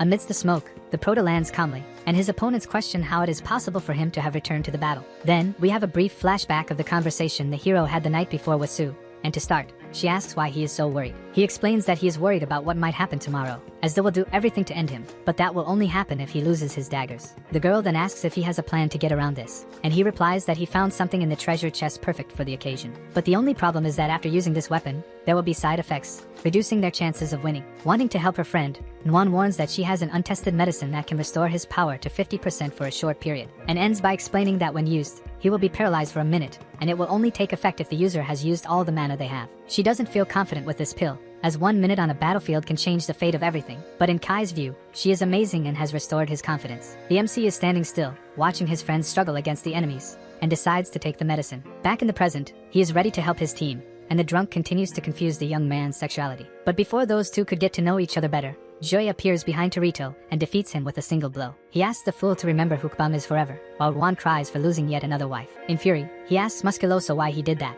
and he replies that there are no reasons not to. Then, Juan decides that Jue will be his wife from now on. Unfortunately, the drunk is smelling something horrible, as is the rest of the group. With the drunk lying on the ground, the protagonist is happy because Sun Juan had prepared potions to help in advance. With that, he asks how the two are doing, and they asked him not to worry because they are fine. Thus, each of the enemies begins to disappear, and the presenter is about to declare victory for Team Vulcan, but Kbum is going crazy, scaring not only the presenter but the rest of his team, who tries to stop him at all costs. Then, in fear, he declares that Team Vulcan has won and asks them to show up at 8 AM. Musculoso is squeezing his captain, saying that he will never leave him alone, but feeling embarrassed, Kai and his team start to leave. In a matter of seconds, he begins to realize the strength of all the members of Team Vulcan, questioning how a drunk can defeat someone at level 40. The girl with green hair says she understands why Xia wants to bring them to watch Team Vulcan's match. Lu Jun and the inspector are impressed with the strength of the protagonist and his team and can't wait to see their evaluation results. The scientist shows that Jue is at level SS, but Sue has remained at her usual rank without any evolution. The girl and the redhead are once again impressed because soon Musculoso will be able to enter the Temple of the God of War and undergo evolution training. It is explained that each country created temples to develop their soldiers, allowing them to train to showcase their full potential. There are only 2 ways to enter something like this, and most people can only do so with the evaluation conducted by the army. The other way to enter is also through the army, but being handpicked after reaching the required level. Once again, the impressed girl with purple hair comments that in all her years, she has never seen anyone enter the Temple of the God of War in just 1 year. Moreover, the redhead with glasses asks the scientist what Kai's ranking is, and he responds that it cannot be measured, startling the two of them. The reason is that the protagonist's attributes are completely uncontrollable, exceeding those of level 20 and even surpassing level 40 individuals. It doesn't end there, as in a single attack, the MC managed to deal over 24,000 damage, and when he used his card, the system gave a reading error. But the fact is that from early on, the hero unleashed all his power from the start, giving freedom to his team members. For now, if they were to give him a rank, it would be level D, and then they thank Professor Lee and inform him that they will report this to Commander Wei. Su's sister questions whether someone like Kai can be just a rank D, and Lu Jun simply replies no. With that, she gets angry, asking why he didn't object earlier regarding the mentioned level. He explains to the girl that possibly Lee's evaluation is not wrong, but rather the entire assessment process is flawed, saying it is foolish to evaluate someone with such a precarious system since they cannot determine Kai's level. Just like Commander Wei, Lu Jun is anxious to see what the hero will show in the upcoming matches. The next day, they are near a pharmacy, and Hu asks them to stop and buy medicine. Upon entering, the attendant greets them and asks what they want, and the seer asks if they have magic mushrooms. Then the attendant replies that they do and asks her to come closer to take a look. Meanwhile, our hero, looking to the side and not seeing Sunwan, wonders where she is, and upon finding her, he is surprised to see that there are also recipes for poisons there. She is worried that she hasn't found many orbs for sale recently, and the man there replies that the last one found was in an aquatic place with a god-level boss in the Taiping Mountains. Our hero questions whether people have actually been going to that location, and then the bearded man says yes, since that place is mysterious, sparsely populated, and dangerous. With that, he asks the girl to give up the idea of using a green orb and to look for other options, warning her that she won't have the capacity to use something like that. Being curious, she asks the man what the effects of the green poison are. He explains that the green poison affects the person's armor, and when inhaling the smoke, it ends up subduing them. But for it to work, the target needs to have a wet body. At first, they ran a great risk by inhaling the smoke, and they also need to rely on the luck factor of having a river nearby. Obviously, for the two sick ones, this wouldn't be a problem, and that's why they decide to take the poison. This leaves the man confused, as he just warned them about something important. In any case, it is already night, and we are in the hospital where Huang Devi is located. His father is in the background, watching his son while remembering the doctor's words about the treatment he needs to undergo and the psychological damage he has suffered. Serves the Huang family right. They wanted to meddle with someone they shouldn't have, and now they are paying the price for it. He becomes furious seeing his children in this situation and punches the wall while blaming Kai for everything. Revealing his fury, he remembers that he promised not to touch the MC's family but didn't promise anything about touching him. While he was distracted, someone appears asking if he called for him and questions whether the conversation will be about the guild challenge. Over the days, some teams have been dropping out of their battles because they witnessed something horrible in the protagonist's fight against A. But there were some who wanted to confront him and only managed to try because they were defeated effortlessly. And finally, Kai and his team are in the top 16. Already at night, however, on the same day, the seer informs her captain that the information about tomorrow's match has been released. On the system screen, they are congratulated for reaching the top 16 and that their next opponents are the Falcon team from the Black Turtle, and they are to be at the location by 8 AM. This gives the muscular one a chill, as he has a feeling he has met those people from the Falcon team before. Then our hero explains to his friends that Su Feixiang is the leader of the Falcon team and they encountered them in the Valley of Kings, and that this little group belongs to the Huang family. They remember that this group had bothered the protagonist, and so they decide to take them down, but they must be careful since the Falcon team is no joke. Being the children of executives, they have top-notch equipment and are obviously strong, so they must act with caution. Su also warns that the Falcon team has excellent teamwork and the ability to adapt to various situations. She reminds the MC about Su Feixiang's agility and strength, asking Kai to be careful, and he agrees with the girl. On the day of the event, the spectators are commenting that they will witness a good fight between the best teams of the tournament so far. Half of the audience is apprehensive about the fact that Su could be Kai's nemesis during this tournament. At first, the blue-haired one tries to instill fear with his gaze while asking if the hero has forgotten what he said before. The protagonist stops his friend because Jue is currently irritated, asking the man in front of him not to be arrogant to the point of burning his own tongue. Thus, the MC asks them to stop talking and let their fists do the talking. Then the presenter starts the event, and the battle begins after the 10-second countdown. Some are scared, others apprehensive about what they will witness as the countdown decreases every second. One of the people cheering for the victory of the Vulcan squad is the blonde girl and the former captain of Jue and Su. Finally, the countdown reaches 0, and the battle begins with each member heading towards their opponents. Taking a defensive position, the seer tells her friends to stay alert and be careful. Then Kai is the first to attack with his daggers, making Hu initially think he has surprised his opponents. However, what they didn't expect was that those fools would be able to block the hero's strikes. And with that, Su warns that he will show them how to fight. Upon realizing that those attacks were stopped, the healer and the drunkard are in shock, but it is not enough to scare the protagonist. Once again, the extras are commenting on how the team can adapt to certain circumstances, allowing their other members to attack. One of the protagonist's daggers is spinning like a Beyblade on the boy's shield, who remains calm while stopping the dagger. With that, the girl with red hair asks to go attack Kai, and the muscular one allows it. Moreover, whenever a member in front is stopped by some damage, another appears to replace them at an absurd speed. With that, the girl attacks with all her strength towards the hero's group, who manages to dodge easily. The inspector is surprised by Team Falcon, as she had never seen them fight. She only knew of their existence. Lu Jun explains to the girl that although their levels are not high, they still possess high-level talents and equipment. Back in the fight, the hero retreats, asking for his weapon to return while thinking about the work he will have to do to defeat them due to their teamwork. With just a sincere exchange of blows between both sides, the protagonist managed to feel true fear. To end things, Team Vulcan apparently brought a magnetic stone to the battle as well. But one of the men realizes that the swords are not being controlled, and that this time it was completely ineffective. Then Sue asks if the protagonist group tampered with their weapons, and our hero responds that it was obvious they would come prepared. One day before the match, they are gathered because Kai had kept something that could help them with the magnetic stone. The protagonist, jumping up, will show Sue feel that regardless of teamwork, everyone will fall before him. With that, bursts of attacks begin to hit some of their opponents, and his plan is to make his daggers chase those people for some time. Returning to the inspector, she is surprised because she did not expect Kaio to find a way to combat magnetism in such a short time. Back in the fight, the hero orders his friends to attack because there isn't much time to hold his ability. Joi will be the first to demonstrate his strength, asking them to witness his feats. He managed to deliver an attack, but it was not enough to hit anyone, as they managed to dodge. While he was distracted looking for his enemies, someone appears attacking from behind. Kai, noticing that his friend would be hit, tries to defend her and succeeds. However, what he did not expect is that this was part of Sue's plan to attack him head-on. Then Kbum turns to where the blow came from and warns the girl that by trying to catch him off guard, she will suffer the consequences. At the moment he charges forward, a boy appears to defend his blow while asking the girl with red hair to go help another person on the team. The man knows he cannot underestimate the muscular one, and the fight between those two only intensifies with each passing second. With that, Joi charges towards the one with the shield, using his meteor attack again. Now on the other side of the arena, Juan is doing everything to protect his two friends who are being attacked constantly. What they did not expect is that in a fraction of a second, the drunkard would take his drink and change his behavior to something more aggressive. This allows the other two girls to focus only on the two now unprotected girls, however, who uses her rain technique to defend herself, and her support magic also begins to heal. With that, everyone starts to slow down due to the hail falling, making it impossible for them to attack. Our video ends here. If you enjoyed it, please like and subscribe to the channel. Until next time, bye bye.